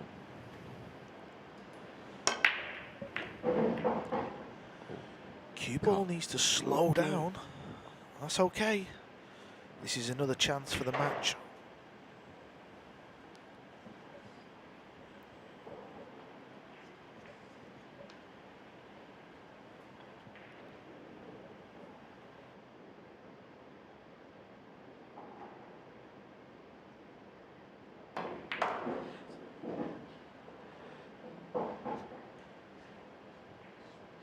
Nice positional shot from the 1 ball to the 2 ball there.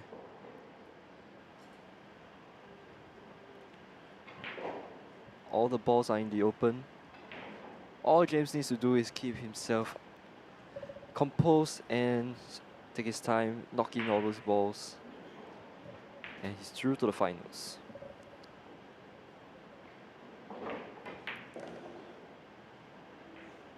Big angle there on the 3. Ward's nice position on the 4. As soon as he gets on this 4, the match should be over. I say should because he just keeps throwing the odd strange shot in, so you never know. It should have been over at 10-3. So I mean, there's no give me. Cue ball needs to slow down. That's okay. Good shot.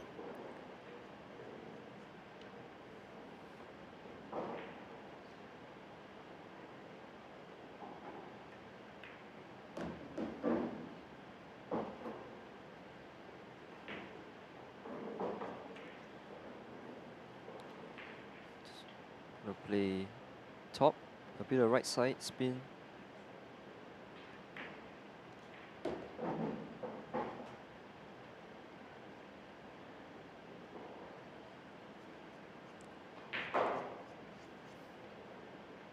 So he wants to land on top of the 8 ball, so he can just roll it down for the 9, for an easy 9. End of this game. He's landed on the wrong side of the 8 ball.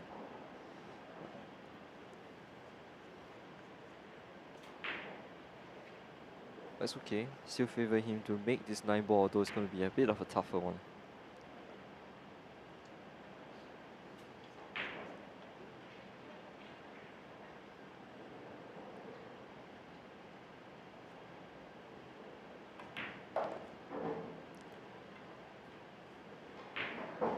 Yeah, he's just giving himself a shot on the 9. It's a smart move.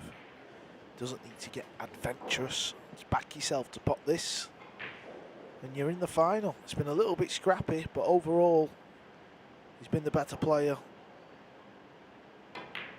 And it's there. He finally gets the match result. You can see the delight is there. James Aranas is through to the final. He beats Naoki Oi 11 racks to 6. There's confirmation. The final score, the first semi-finals, 11-6. He would be back for tonight's final at 7 PM.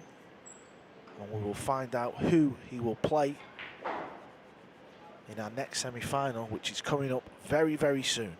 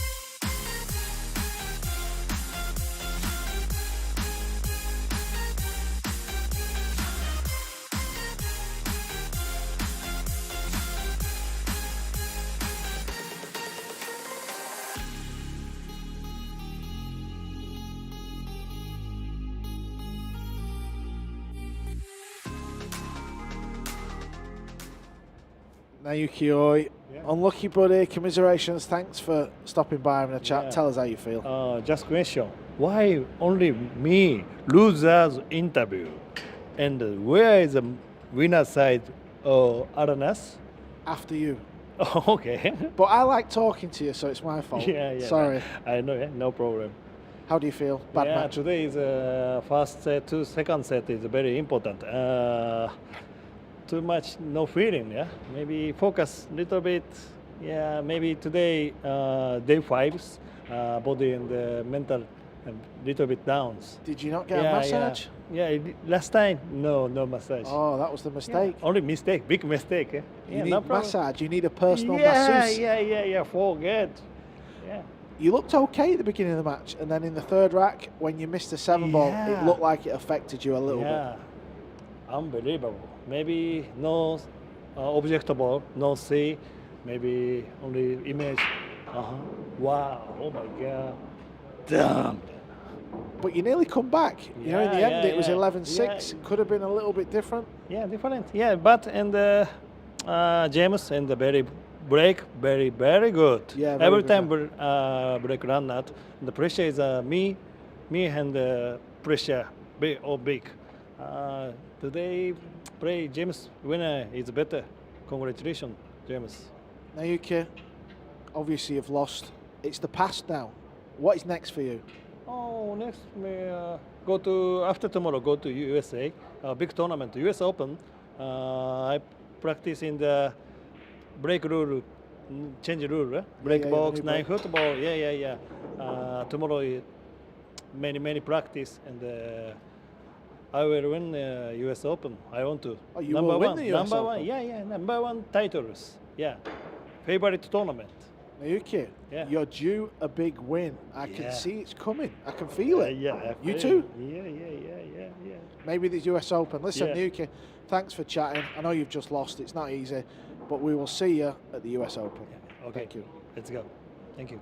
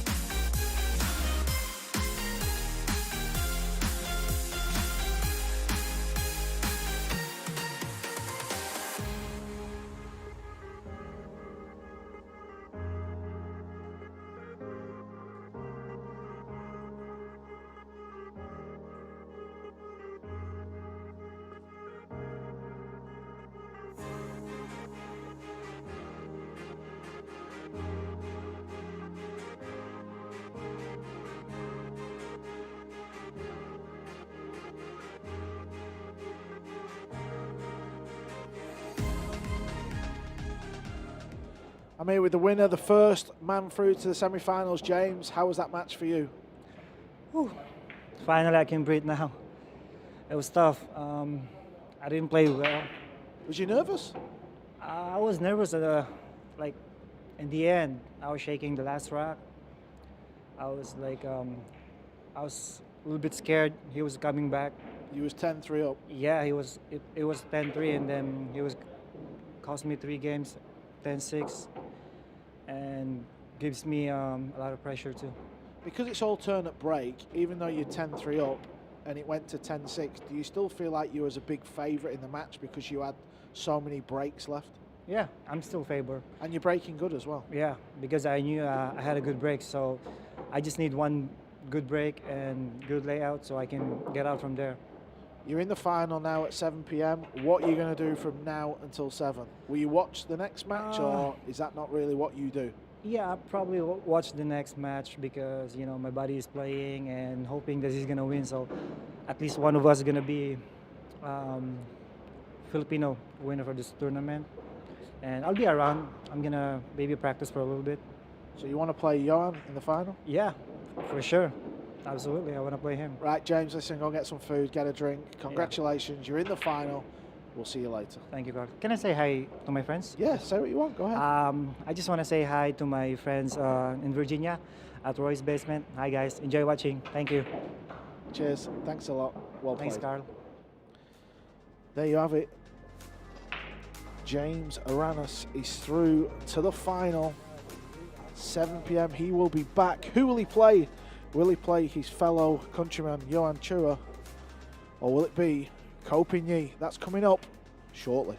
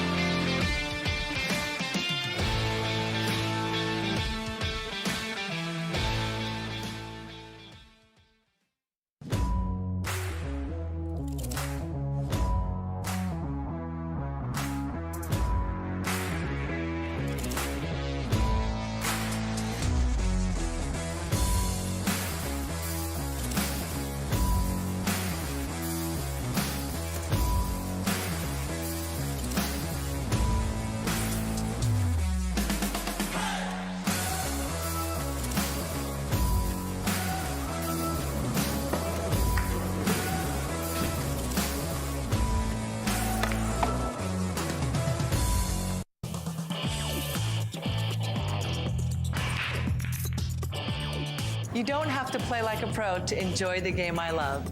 If you've ever played in a friend's basement, you can compete in an APA league. In the APA, everyone can play and anyone can win. So if you're looking for a fun night out with your friends and family, join an APA pool league today. Have fun, meet people, play pool. Visit poolplayers.com today.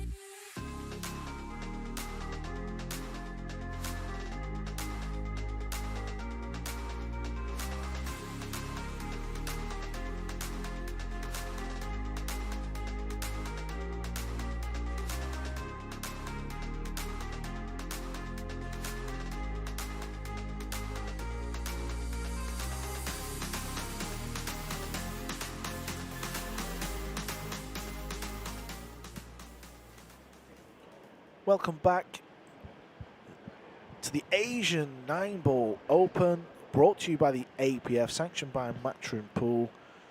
We're at the Aspire Recreation Centre. We've been here all week. It's been a fantastic venue for the inaugural Asian 9-ball Open. Who is going to walk away with that trophy tonight? Well, we know our first finalist. It's James Aranas from the Philippines. He beats Naokio 11-6. Our second match coming up is another Filipino, his good buddy, good friend, Chua. Well, he's playing former world 9-ball champion, a man that has won many majors, Chinese Taipei, Ko Pin Yi. Hopefully the standard is a little better in this one. It was a little scrappy at times in our first one, so we hope we bring a classic. There's the lag. Joining me for this match once again, from Singapore, Gabriel Lowe. Hi Carl, thanks for the introduction. Wow, what a game we were watching just now. James Aranas narrowly edging out Naoki Oi 11 racks to 6 after a late scare there from James Aranas. And I feel this game could be a lot better in terms of standard and maybe in terms of how close the game it will be.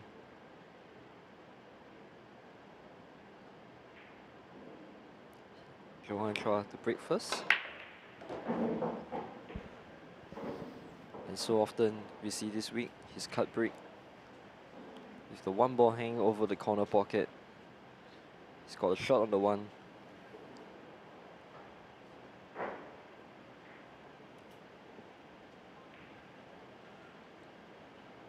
Ko Pin Yi has won some big tournaments in 9-ball. Chua has won events. He has not played in as many big majors as Ko Pin Yi.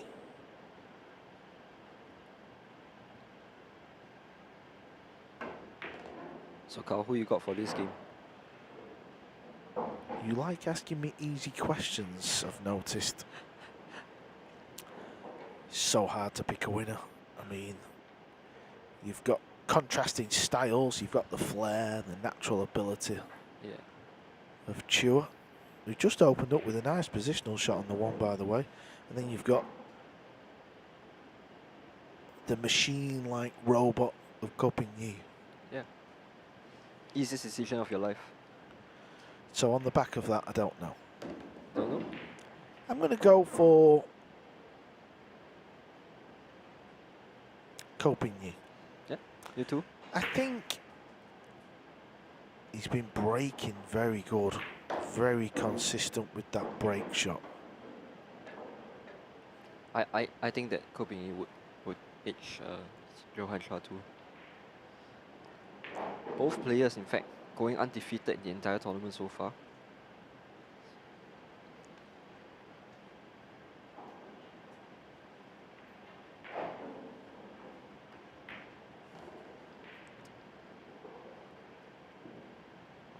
Run a little short there for the 7 ball.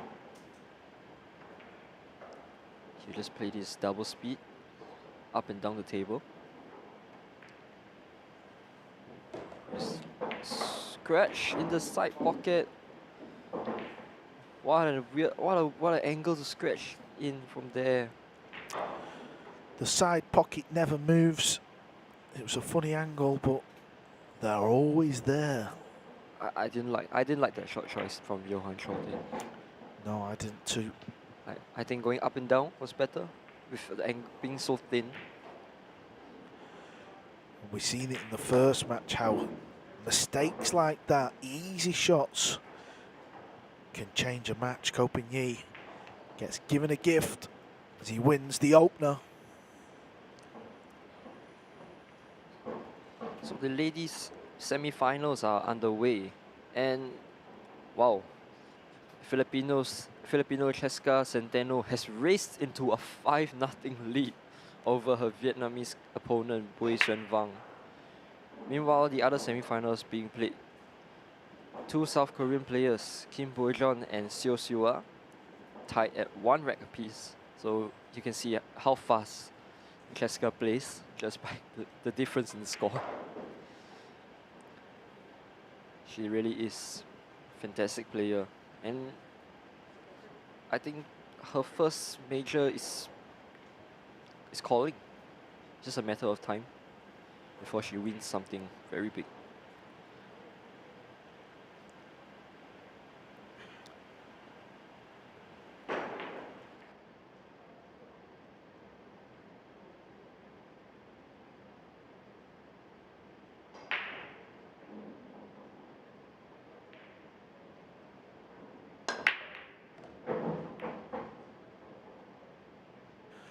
Here's this break shot I was just talking about. Time and time again, he's getting the cue ball out into the middle area. The one's going over near that corner. I just feel that the way Ko Ping-yi strikes the cut break is just better than everyone else. The speed, the timing of the stroke, everything, and the layout is just better. It's just easier. Yeah, I like his cue action. I like the way he delivers the cue through the ball. It's all very smooth, deliberate, and slow. Quite similar to Albin Ocean, in fact. Yeah, maybe Albin has a few more shots where he hits the ball a little bit harder. Ko Ping-yi doesn't really rely on that. A little bit like this shot. This is not really what I would class as a Ko Ping-yi style of shot. You know, where he's got to power it in. He's still okay, of course. Absolutely perfect there. See, other players may end up near the rail. They might land straight on that 4. They might land on the rail to leave that angle, but with Ko, he always just comes up nice on the next ball.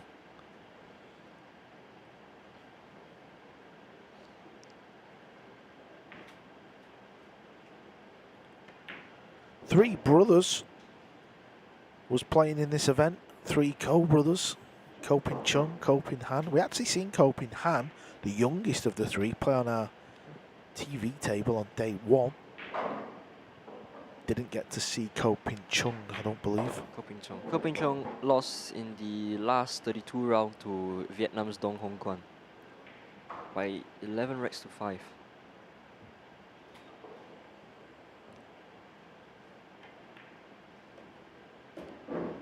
You know, I gotta say that this break format and the way this game just favors Ko Ping-yi so much, because he plays in Taiwan. They actually play their tournaments all with Magic Rack and on 1 ball on the spot. So in Taiwan, he's actually a race to 14, 1-4. So and his winner breaks. So he plays 6-7 games of race to 14, and he still wins regularly. Well, you must do a lot of break and run packages then, if it's winner breaks. There's instances where he just breaks and runs the entire set. He can 12 pack, 13 pack somebody. That was a nice shot there, just to draw the cue ball straight back. Absolutely perfect.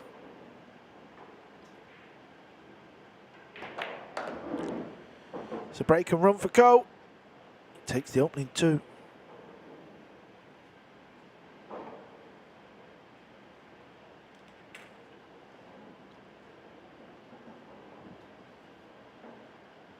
Just 3 players remain. We started with a field of 96. We played double elimination down to 32. Then it went to single elimination. Race to 11 all the way through. The final tonight will be a race to 13. And we see on the table now Vietnam's Bui Xuan Phang with a tricky 9-ball to get her first rack on the board. Currently now she's 5-0 down to Filipino Cheska. Unfortunately, won't be able to tell you that because of the obstruction. Yeah, you can see it's a stretch. Look at the way she's stretching. Has she potted it? Yes, she has. Good shot indeed. And she's off.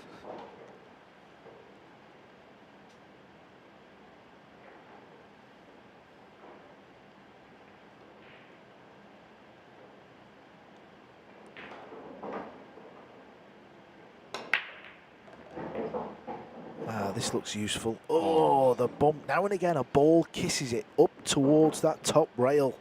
Yeah. It's a little unfortunate, and the pool gods Remembering. are remembering, yes. I think when the pool gods are punishing you after a mistake, I think it's important to come with something. Yeah. Like now, maybe fire at the bank. Spin the cue ball round for the 4. And then the pool gods will be back on your side.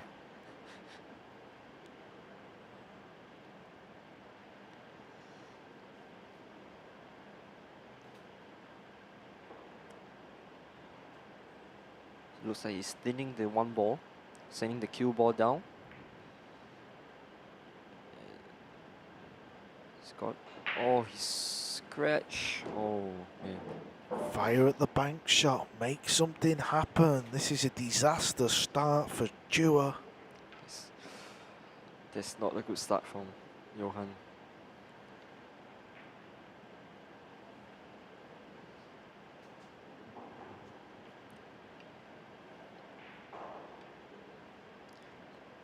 So Ko Ping-yi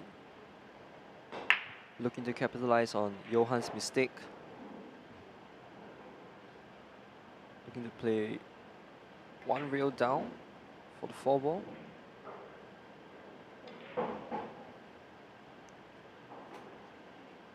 It's got a little bit of a steep angle here.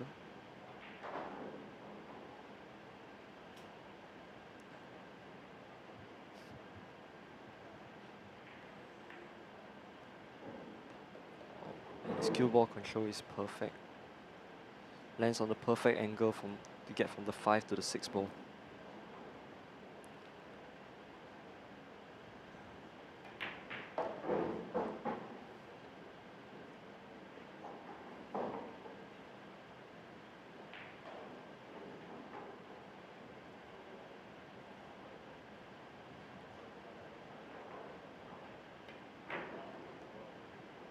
Wow.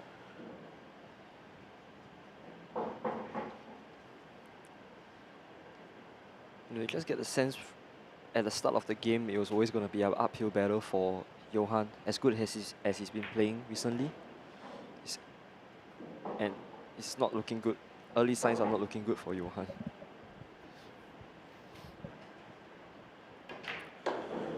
No, they're not, I'm afraid. It's another rack on the board for Ko Ping-yi. 3-0. And he'll be breaking in the 4th. So in the ladies semi-final, we have the all-Korean semi-final, Chua up 2 racks to 1 against her counterpart Kim Bo-jeon. Here we see Chua on the table.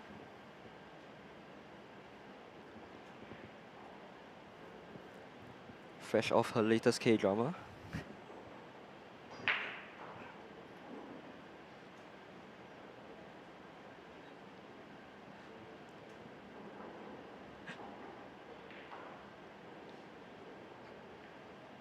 She's got a fantastic technique.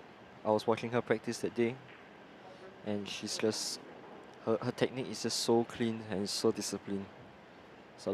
It's a good technique to want to learn, and want to work on your fundamentals. I think you should watch her play.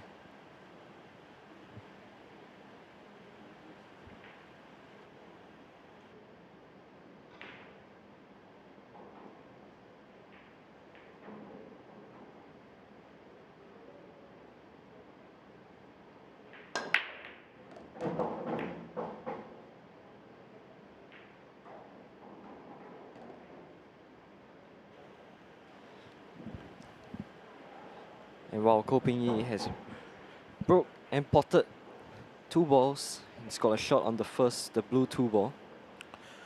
Did the 1 ball go in the side then?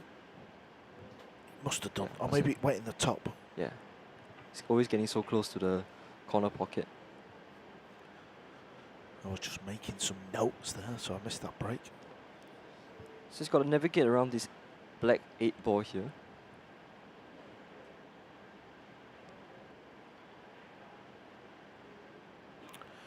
Is the cue ball coming in between the 9 and the 5?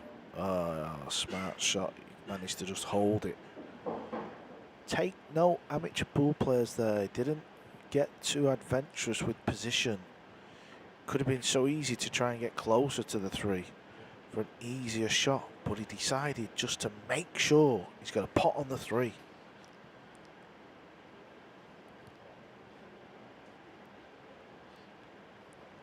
This is kind of his little style, like he sometimes does. He can get up and down off a shot a few times. It's almost like he's building himself up for the big shot. He executes that perfect. Played Ko Ping-yi in the World 9-Ball Championships one year, a few years ago. Can't remember the round. It was a knockout stage. It might have been last 64, 32. Maybe even 16. Can't remember. It wasn't deep. Beat me 11-9. Oh, I played great in that match as well, and I thought, he's a tough man to beat. yeah. He really is. Certainly. I think he's got one of the best breaks in the world. I mean, don't talk about power, but you talk about control and the way he finds a break so fast. You can put him in any different kind of break format, and he will find a break that works so fast. Oh, he's under Drew here for the 8-ball. Now he is right-handed, so as long as he can stretch over and reach it.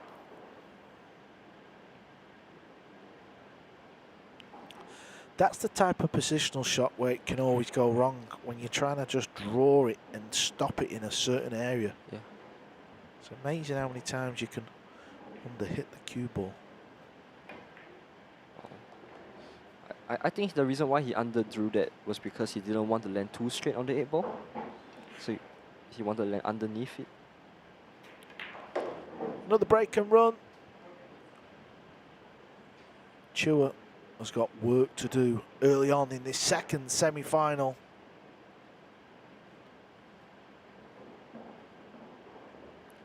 Oh, on table 17 we have the semi-final for the ladies event.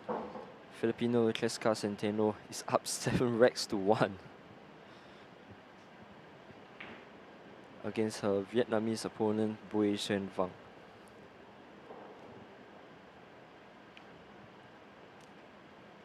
Where you see Johan Chua. He really needs to do something special to get back into this game, because I don't think Ko Ping-yi will be letting up anytime soon.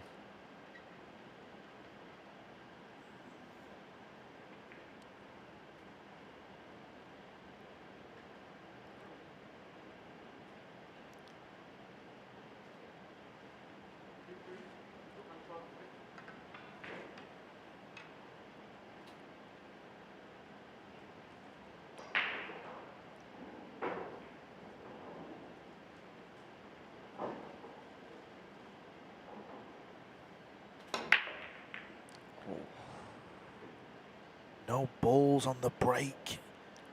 It's all going wrong.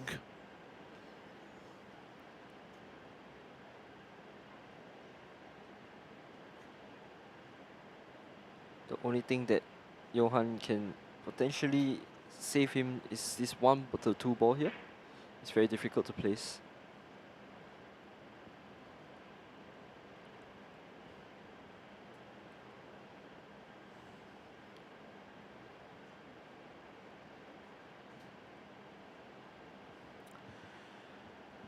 Yeah, this is going to be an interesting shot, the way he plays this. Is he going to just try and land the cue ball in the centre, or is he just going to draw it straight back and hope he gets a go?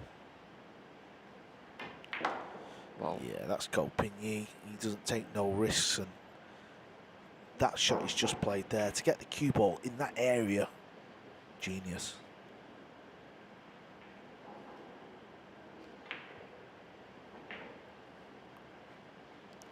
He could play safe if he feels like cutting the ball past the 8 offers no real percentage position-wise. I think he's going for the safety. Oh, he's looking at the pot.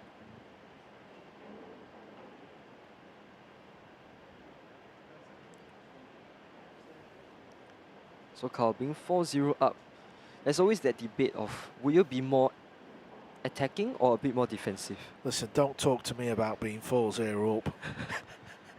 Two biggest matches in my life, I was 4-0 up and lost 11-4. Ooh. That's a bad shot there from Coping. Yeah, we'll mark that one down as a bad safety. Just really misjudged that safety shot there. Trying to get Chua cute, wasn't he? Just missed the cannon to lock him up. I think he should have just focused on the cue ball to get behind the 3 ball instead, rather than wanting to get both safe. Yeah, and I think when you're 4 up, you don't have to be as accurate. Keep the pressure on Johan. Don't give him the rack. Oh, he's not controlled the 2 ball there. They can always be a little bit funky. But he's in a good position to play a good safety shot.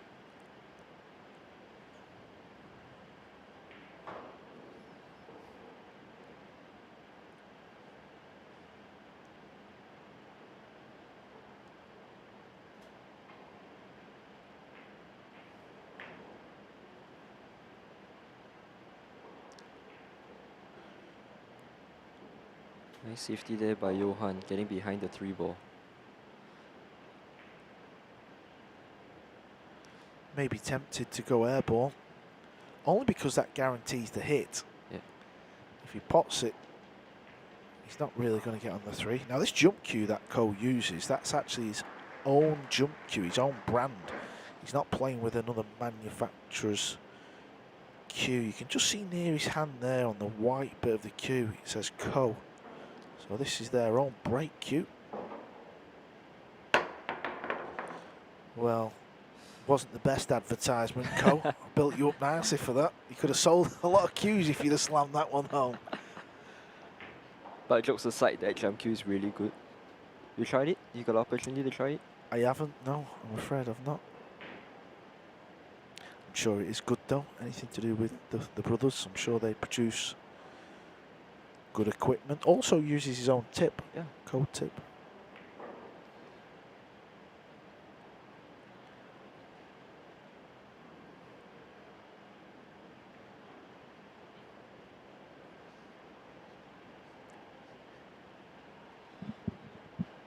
So the first finalist for the ladies event has come through, and her name is Cheska Centeno from Philippines.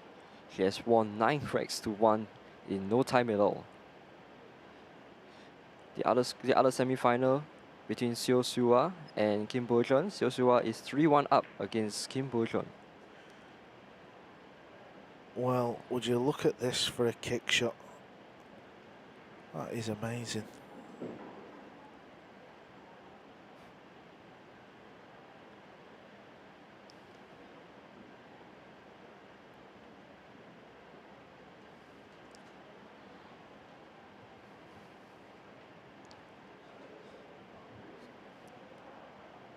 So Carl, will you be looking to hit full ball into the 2 ball like what he's lining up here, or trying to cut it from the back? Hit it from the back. Hard to tell from this angle, depends how much you can get into it. Oh, he's missed it. Wow. That's what I mean, the overhead camera there, I thought he could easy hit the 2. Yeah. But maybe he didn't have as much of the rail as I thought. Well, good news for Johan, he's tied up the 3-6, and Coping he will have to take a combination. He could put the cue ball in a position where he can come on the other side of the 3, but because of where the green 6 is, that's why he doesn't want to do that. Because he would have to land low. So this is why he's playing for this combo.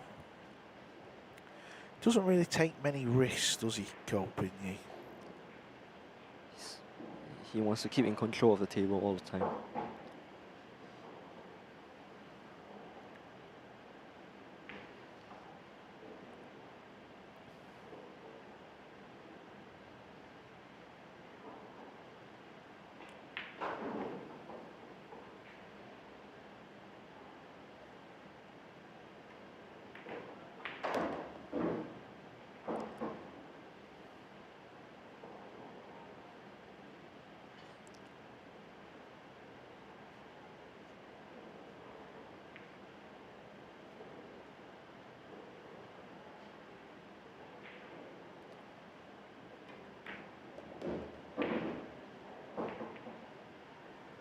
That was the pocket Chua scratched in what seemed to change the opening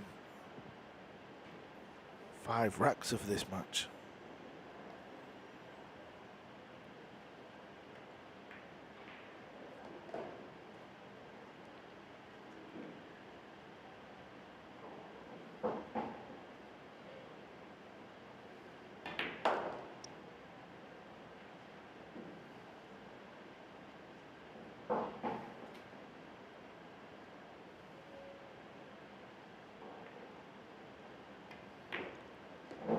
Took a heavy contact there. You could hear Yeah, I it. could hear it. So he's now getting the cue ball cleaned. You don't actually see that many skids in 9-ball. Yeah. And sometimes when they do happen, it doesn't really affect the position. But because he had that big angle and he's coming round off the 2, if you get a skid there, it just sends the cue ball a little wider. Yeah. Slows the cue ball down, and that's why he's not landed straight on the 9. So tester here, Wow. but he finds the centre pocket as he takes a 5-0 lead. And he's got the break in the next.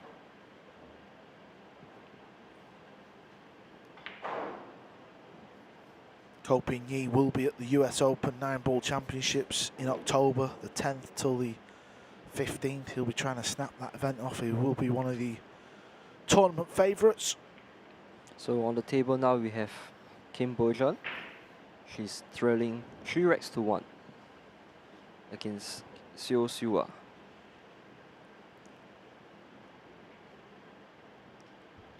It's a very decorative pool cue she's using. She's really beautiful cue that she's using.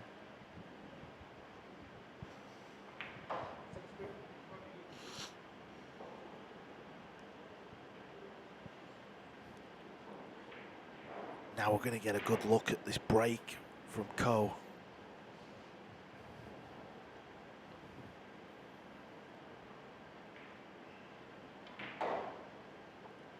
Stands quite upright on the break. Look at the focus on the eyes. Look at the cue ball. That's where the art of this break from Ko is. He's getting the 1 ball over the corner and never losing the cue ball. Just comes off soft. This is the break that he's won many tournaments in Taiwan with.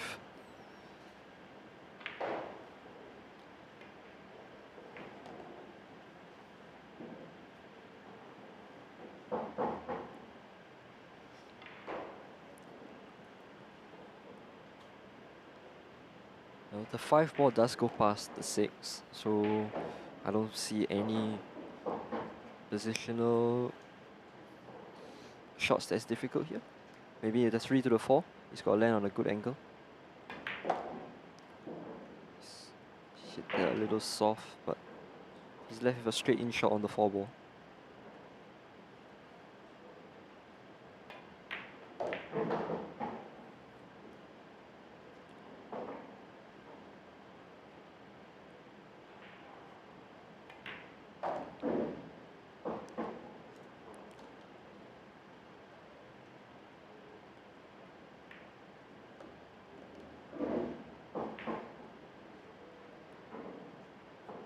Landed a little straighter than he would like to.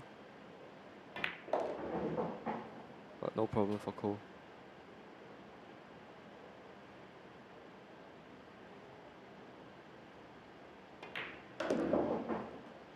Ko Ping-yi notches up his 3rd break and run of this final. He's only broke 3 times. He's cleared the table all 3. It's 6-0 to Ko.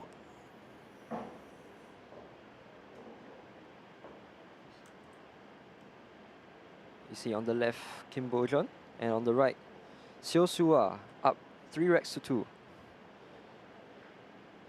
Both ladies looking to book their place in the finals against Cheska from the Philippines. What an event this is to promote these lesser known players, Carl. You know, you may not necessarily see them on the big stage like the World Ladies Tournament, and it's a fantastic opportunity to get to know new players better. Yeah, I couldn't agree more, and this is just going to be the start of things. You feel over here in Asia, and whoever can snap the men's and the ladies title off. Another dry break from Johan. Oh, has he potted the one? Is it illegal? Oh, it's though? illegal.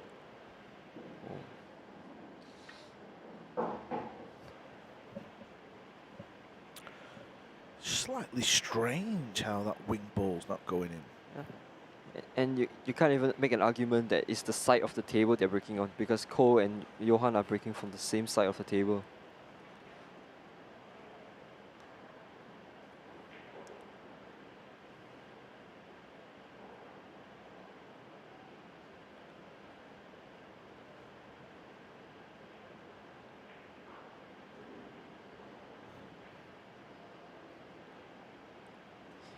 Because so often you see that in certain, maybe with wooden rack, the players would frequently change the side of the table they're breaking on if they see that the other side is working out more favorable.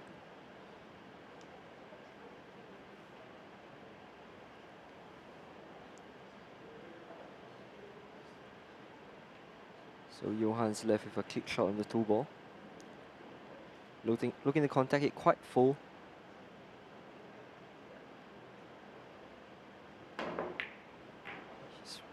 He's fluked the 3-ball. Oh, he's hooked himself on the 2-ball. Always seems to be the case, doesn't it? If you're 6-0 up, he probably flukes a ball and he's still on the 2. Can he kick off the side rail, kick and stick? 7-ball would be a big ball. Yeah, I think he's lining that up now.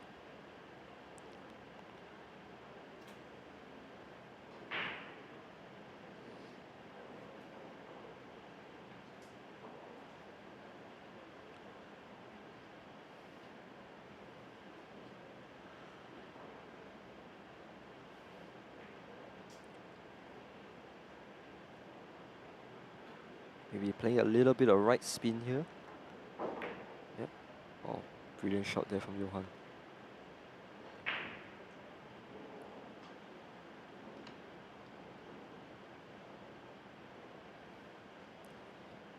But I believe he's left Ko with a shot to nothing with a long rail bang to where the 5-ball is now.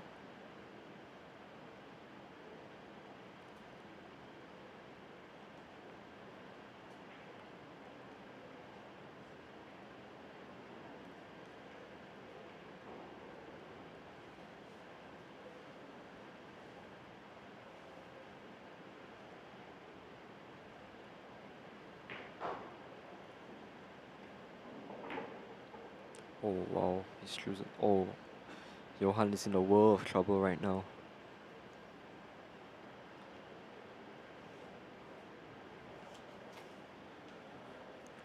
That he is.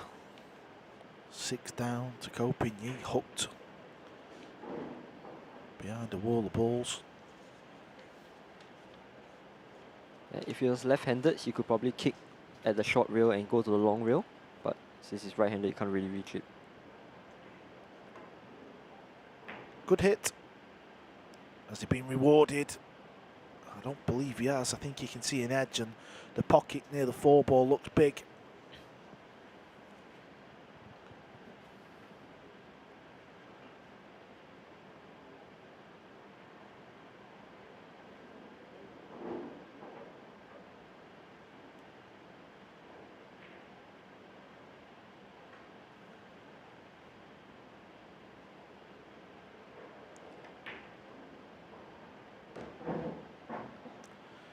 Yeah, there was the big pocket. Didn't need to use the 4-ball.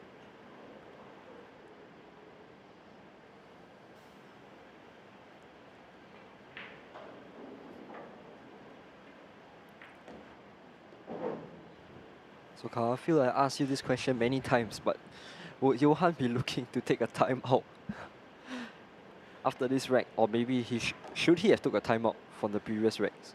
Yeah, I think it's like anything. I think if you've broke, maybe he's had a couple of dry breaks, so maybe just hit him head on next time. Yeah. Just something different. It's very easy to be sat there thinking this match is over. So rather than think like that, you may as well try something different. Yeah.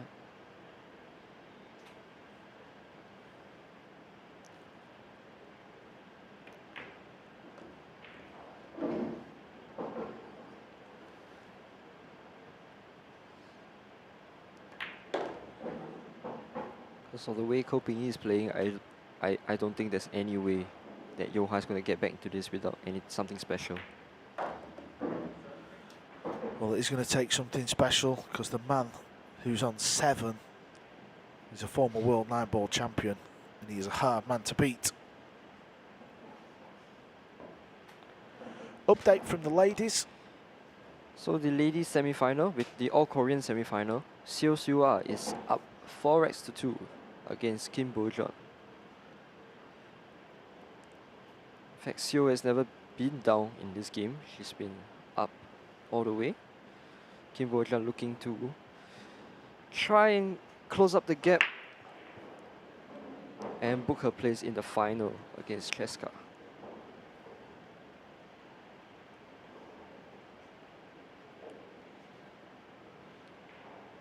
Similar position that Naoki Oi was in. There's not much he can do. He's just got to sit there and try and make something happen.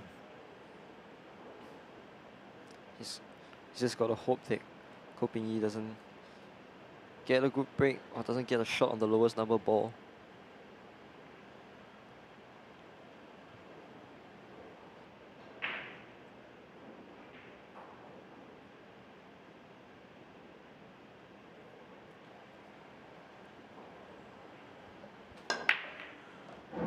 It's just different when he hits them. Oh, You can physically see it is different. fantastic. But a bit of work to do here on the 1 to the 2 ball. Look what he's doing here. He's looking at where he can pop the 2 ball from. He's found that little gap in between the 9 and the 8, but that gap is not big. It's probably 2.5 balls wide. So what he's got to try and do here is off the second rail, he's got to try and get the cue ball tracking towards the line of the potting angle. That way the pace doesn't matter, if that makes sense. He might need to hit in between these second and third diamond on the long rail there, and he's got it. You see the line it's coming in at? Wow, Look at that for a shot. beautiful.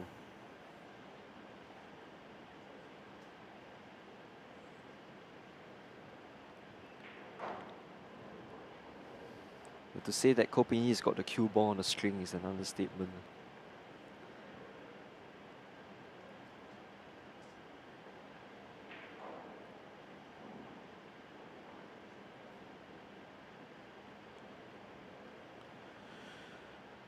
Zen cues he plays with, that cue right there, 30,000 US dollars. It's crazy, but it's beautiful. You see all the intricate designs on it. In fact, you got a chance to show on it. How was it? Yeah, I hit a few balls with it yesterday. It hits very nice. Fancy yourself one? If he's going to donate me one, yeah, why not? I wonder why Cole decided not to play for the 3 in the top rail. I noticed the angle was a little bit wide, but very good at killing the cue ball. Needs to come with a shot here, because it's a slight mistake.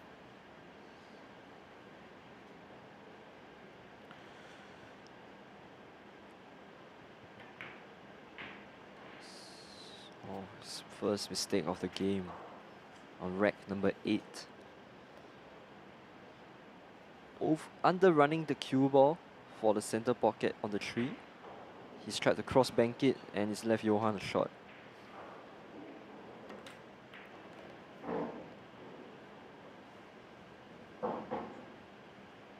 He might have landed a little straight, but no worries because the 6 ball is very near.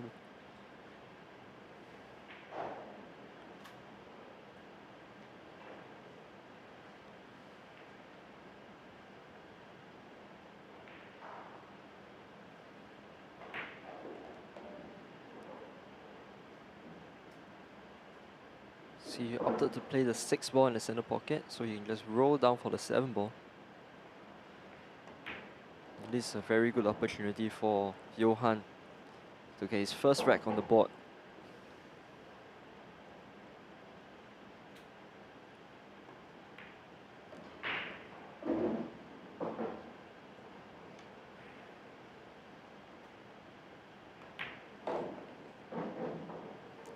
With a little bit of help from Ko, Chua's off the board in this semis. He wins his first rack, but he trails 7-1. Does have the break.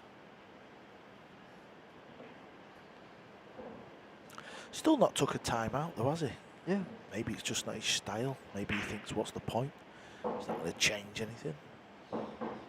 So Kim Bo-jun on the table now. Down 4 racks to 2. She bangs this 3 ball in. Nice shot.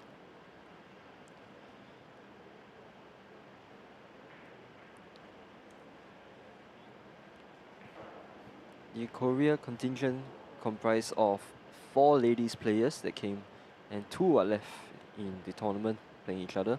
So we will be guaranteed a Korean player in the finals of the ladies event that will be featured here at 3 p.m. Singapore time.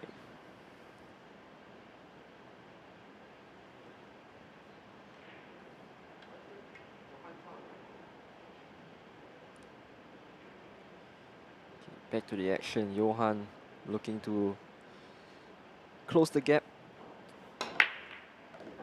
He's finally got the wing ball down and is shaping up to be a good break.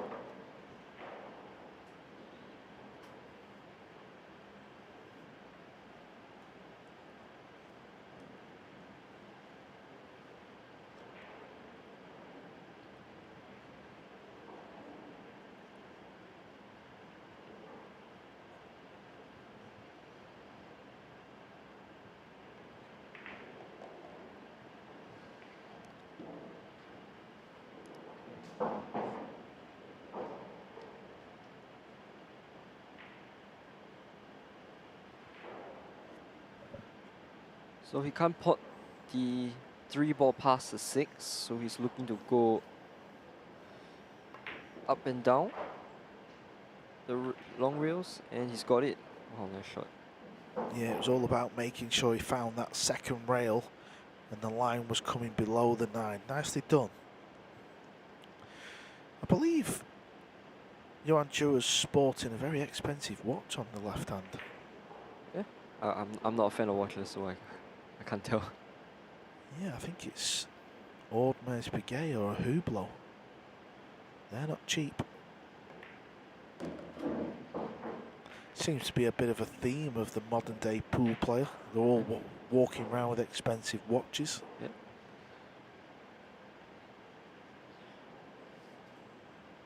So does that mean it's a good career prospect for up-and-coming players? Doesn't look like there's a better time to be involved in the world of pool. Yeah. All that has come because Matchroom Sport have decided to invest money into 9-ball. They've always had the Mosconi Cup, the World Masters and the World Cup of Pool back in the day, but now there's around 8 events that they run. They're looking to do more. That's why they've partnered up with the APF for this first ever inaugural Asian 9-ball Open. This is only going to get bigger and better. There'll be more events over this side of the world. And what a job Matchroom has been doing to promote the sport of 9-ball.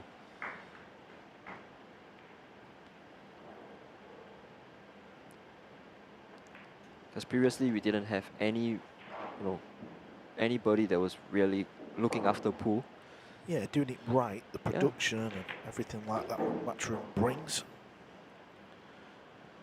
Johan opting to shoot it left-handed. Bit of hope for Chua as he wins his second rack this match, and it is with a break and run. He's now on 2.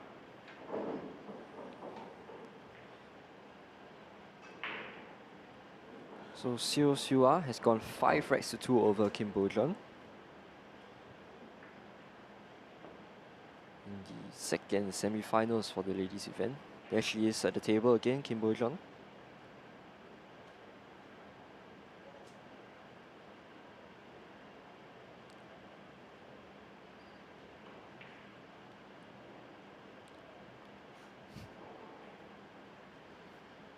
Faced with a kick shot. Gotta be careful not to hit this kind of kicks too thin. You might hit off the 2-ball and scratch in the corner pocket.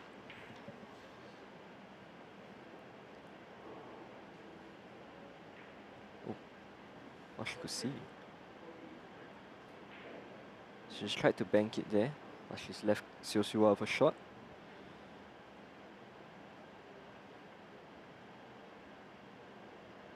And now back to the min action.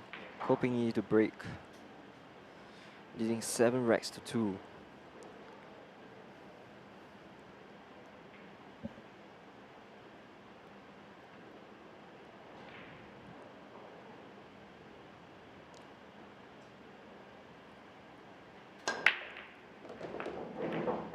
Oh, he spotted 2 on the break, and he scored a shot on the 1 ball. You know what, Gabriel? He's getting the 1 ball closer to the pocket than anyone else as well. It's not just going over on that side, it's always over the pocket. Yeah. It's amazing how you control a break to be so precise. Do you know what would be kind of cool? This is just my brain working in overdrive. If there was a graphic of exactly where he hit the cue ball and the speed. Oh, okay. Because I bet it's not far away every time, is it? Yeah, yeah. That would be Like those kind of overlay, like the things they do in snooker, like, you know, to when they want to put a graphic, when they want to shift the ball, when they want to put back the ball. Yeah, or obviously probably more something from the golf world, because they seem to tell you the strike, the height and the distance and the club speed and all this, don't they, in the world of golf. But if you could get that here, I mean, he must be hitting that cue ball at speed. Yeah, exactly the same every time.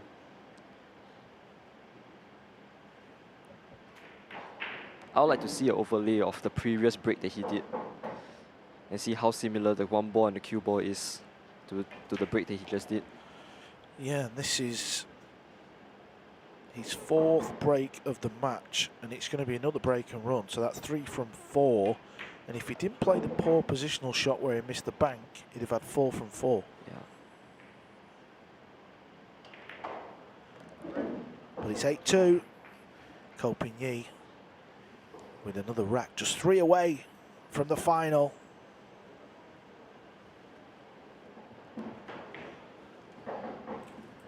We're approaching the time of the year where this event is near. 2 players have been named already. They qualified through the rankings. SVB and Joshua Filler are both in the team. 2 more players will be announced after the US Open 9-ball championship. So it's 3 for Europe, 3 for America, and that is the top 3 of the live 9-ball rankings, the Matchroom rankings, that is. There's a few tickets left at matchroompool.com. And then the captains have 2 wildcard picks. What a tournament that is. Well, as it stands, how does Team Europe look like he's lining up? I know Albin Ocean is on the second in the rankings. Yeah, Sanchez Ruiz is up there. What a fine season Sanchez Ruiz is having. If you want to look at the rankings, by the way, go over to the website, Matchroom Pool, and the rankings are on there. You will see the live rankings and also the rankings from last year. Still quite new. You know, these rankings have not been around that long. Over the next 2 or 3 years, they will really start to take shape. So the live ranking, as we have it, well, Chua takes this safety shot. Filler's number 2, Aushan number 3, Sanchez Ruiz number 4, he number 5, Kazakis number 6, Jason Shaw number 7, Oliver Sholnocki number 8. They're all the Europeans that are vowing for the next 2 spots. So big points to be won coming up, and it will all mean the US Open. That is All going to be fight for all there. to fight for there. Yes, that is correct. But I prefer this new way of ranking. Rather than using the points, they are using the prize money that they have gathered. I think that's a very good way of ranking the players, because certain events will have different points. If you go to a later stage, you might have a different number of points. So I think with this prize money system is more balanced, it's not so biased. Yeah, and Albin Ocean, who sat in third after his victory at the European Open, he's roughly around $10,000 in front of Sanchez Ruiz, but he's $30,000 in front of Mario He, who sat in fourth. So you would think he would need to win the whole event to stand a chance of getting third, and it all depends on where Sanchez Ruiz is. But like I said, take a look at the rankings yourself. It's all very easy to follow.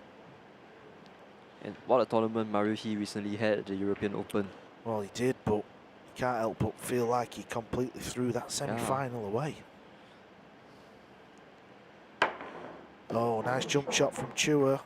Needs a little bit of luck. Bump on the 6, didn't get it. I think he might have a go at the bank shot here, you know. In the bottom left, I think there's a bit of value. He could probably find a good safety, but you're 8-2 down. Give something a go. Can he cut it in?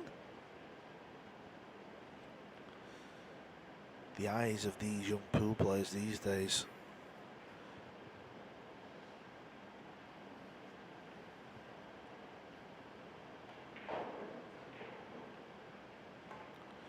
He's underhit this. Oh. He has underhit it. While we're looking at the rankings, actually, I'm just going to look to see who's the second American, because SVB is in. So the next American, Oscar Dominguez, excuse me, he's ranked 35th. And then Skylar Woodward. So as it stands, they're looking good for Team America as well. 34th Asian, the next US player. Yes. Oh, they've really got a grip on, the Europeans has really got a grip on these, on the Matchroom rankings right now. All credit to the American players though, they're still wonderful players. And Oscar Dominguez having a resurgence. Yeah, he owns a pool room in California. Keeps telling me he's retired, but he doesn't look like a retired pool player to me. Doing well, recently doing well in the European Open too, went to the last 16. Yes, he got a deep run there. He played Tyler Steyer. He beat Tyler Steyer. Shane Wolford was there. Nicholas De Leon. It's good to see more American players travelling because it always seems to be SVB. Yeah. Good shot there to get back on this 3.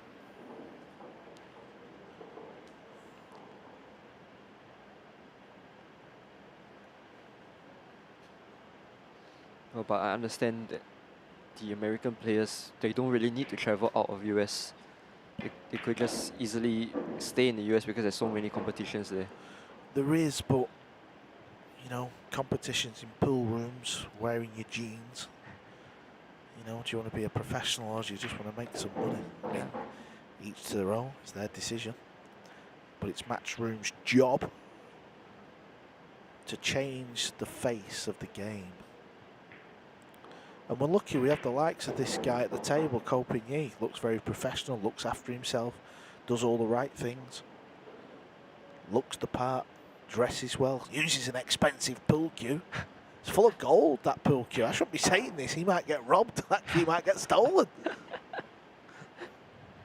It's not really gold, it's fake gold. I was only joking, it's worth 300. Yeah, 300.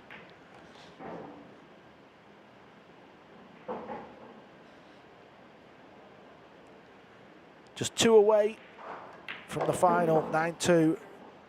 Ko Ping-yi.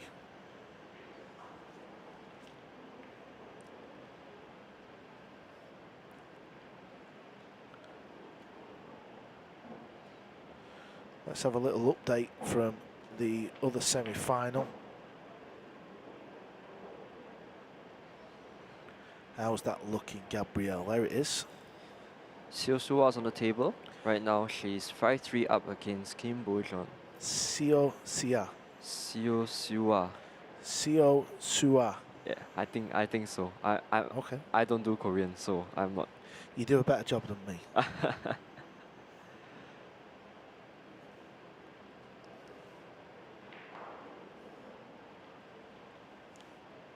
Both of them so methodical, so careful with what they're doing. And they're such patient players.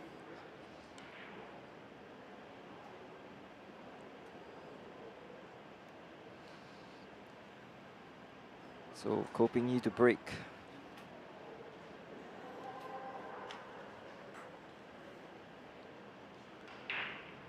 Trying to win the next rack to get to the hill of the second semi-final of the Open event. Oh, Look at the one ball again. oh. This is He's going to take some beating in this final if he does manage to go on and close this match out, which is looking likely.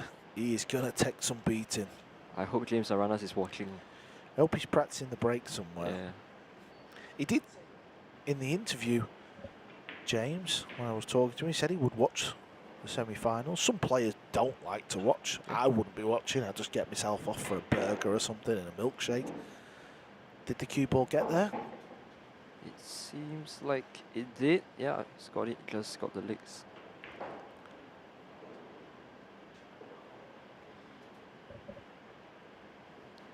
No, I think James is watching because because he wants to watch the semi-finals. So also he's very close friends with Johan Chua.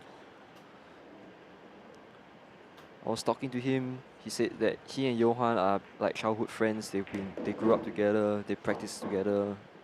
You know, they do everything together. Oh, that's nice. Johan Chua's wife played in this tournament. She sat watching. Yeah, she's watching on the spectator seats on the right. She actually lost to Indonesia's Silviana Liu last night.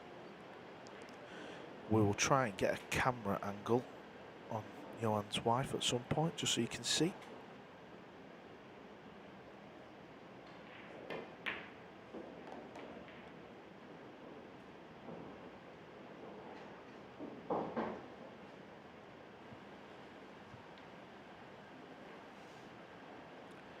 Bit too much angle here. Can he pot this and just miss the 8 ball? He's going to get close to the 8. Wow. Yeah, just glanced it. He knows it was going to go close, so he won't be surprised.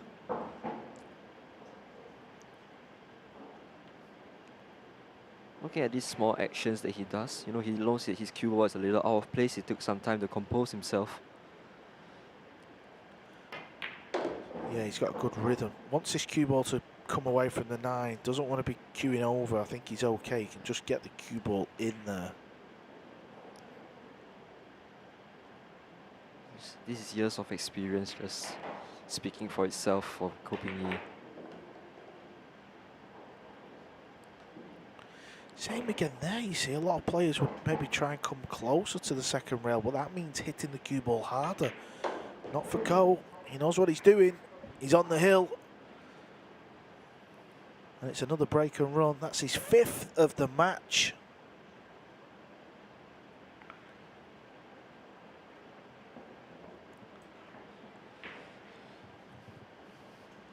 Ko Ping-yi will be there come October the 10th. He'll be trying to win his maiden US Open 9-ball championship. Carlo Biado played this week, wasn't quite to be, ended up losing a hill-hill battle, but he'll be there trying to defend his title and collect another green jacket. SVB trying to create history, winning 6 US Opens. He sits on 5 with Earl the Pearl Strickland. Albin Ocean, he's also trying to win his first. What a tournament that will be. So much history. Get your tickets. Come on down. Come and have your picture took with Gabriel. Hoping to be there. Actually, there's someone that's very overlooked this season. Jason Shaw, actually having a very quiet season. Yeah, things have just not quite happened for Jason. He's played a few matches where he feels like he's not had many visits. At the European Open, again, he didn't have many visits against Filler. So he's trying to just gear up for that big run, but it's just not happened. Seems like he's focused more on straight pool now. Yeah, he's trying this crazy run or something. I'm not sure what all that's about, but Yeah, recently he tried to break the world record again, but I don't think he succeeded in it.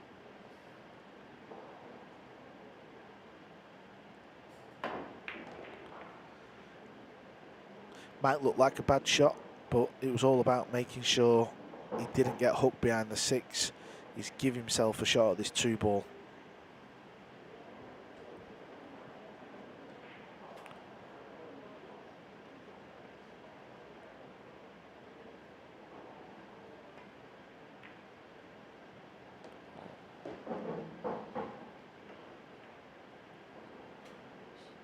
Interested to see how he plays this shot now, because he's quite steep on this 3-ball. Yeah, I think he's looking to draw below the 7 ball and just come in between the 4 and 9. So good at these shots. It's not easy to get past that 7. He did point his cue to above the center pocket, so maybe he's just opting to take a longer 4 ball and have an easier shot on the 3 ball. Yeah, it looks very steep to miss the 7.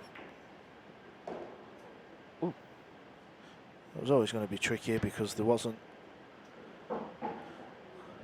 a large portion of the rail there, was there? So he needs a good pot here if he's going to close the match out right now. It's a little bit like the first one. We felt like Aranas was going to win, but he kind of let Oi back in the match. Yeah. But you get a suspicion that this won't be the case this game. Well, Aranas was 10-3 up. It ended up being 11-6. This is 10-2.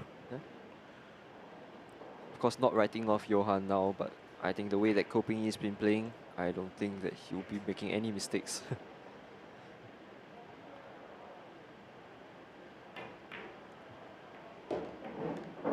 Oh, he's putting all 3. I Wow. like it. Bit of a trick shot. Okay. Well, we need to get that one clipped up because that is incredible. How's he managed to pot all 3 there? Have you ever seen anything like that on a pool table? Oh, my word.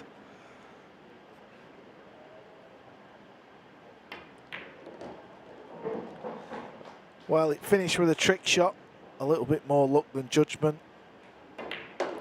But in the end, it was a fair result.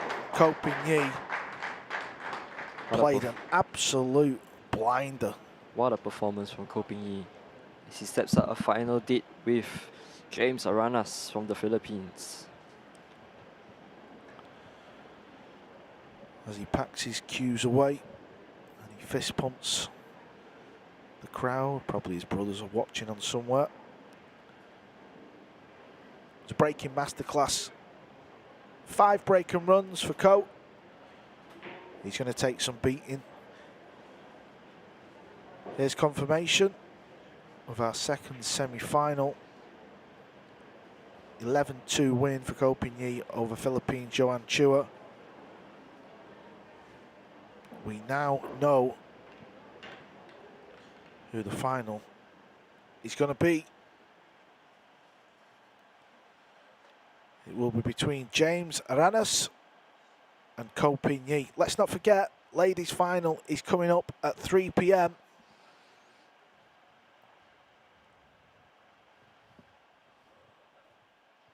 There's confirmation, men's final. That is at 7 p.m. It will be a race to 13.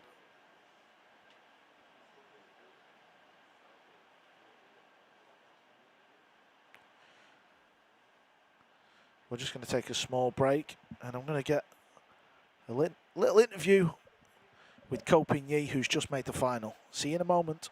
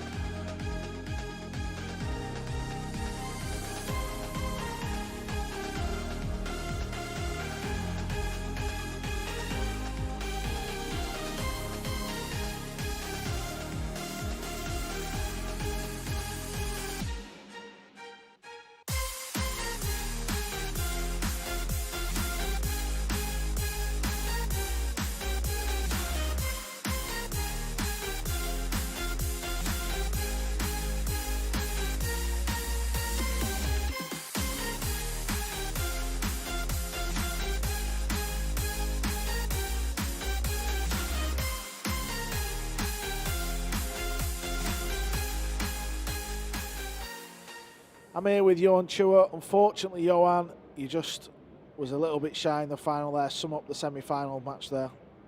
Oh yeah, I think it cost me the first match. Yeah, I missed I scratched in the 7 ball. It cost me a lot. Yeah, it went in a funny angle, didn't it? Is that what you thought when you played it? Was you a little bit shocked that it went in the I side? didn't expect to scratch that one. I know I can make the 7. I didn't expect to. It was really hard to scratch in that shot. Yeah, and then after that, Ko obviously he's broken run 5 racks, so it's not easy to, come back and win a match. That. What about Ko's break? The way he was breaking. Yeah, I was breaking good all the way, and I broke like three bad breaks, and that's it. That's how the game goes. I mean, we expect him to play good as always. So yeah, he showed that he's a real champion. What's next for Johan Chua? Yeah, I'll be on world team in Austria next week in September. And what about US Open? Can you play? Oh, I can play this year, probably next year. I'll Next play year? all the Matchrooms event next year. Oh, that's good. I can't wait to watch that because I Yeah. think you're one of the top players for the future in Matchroom pool events. Quick word about this event here, the Asian 9-Ball Open, brought to you by the APF. Yeah, of course. First of all, I would like to thank Matchroom Sports for coming here and giving us a very good ambience here. Also to the APF for making this event, and also to the people who support this event. Please support APF for more coming tournaments in Asia, and also Matchroom Sports. Johan, it's been a pleasure to watch you. We'll see you in the future, and good luck in Austria. Thank you so much, Carl. Cheers, thank you.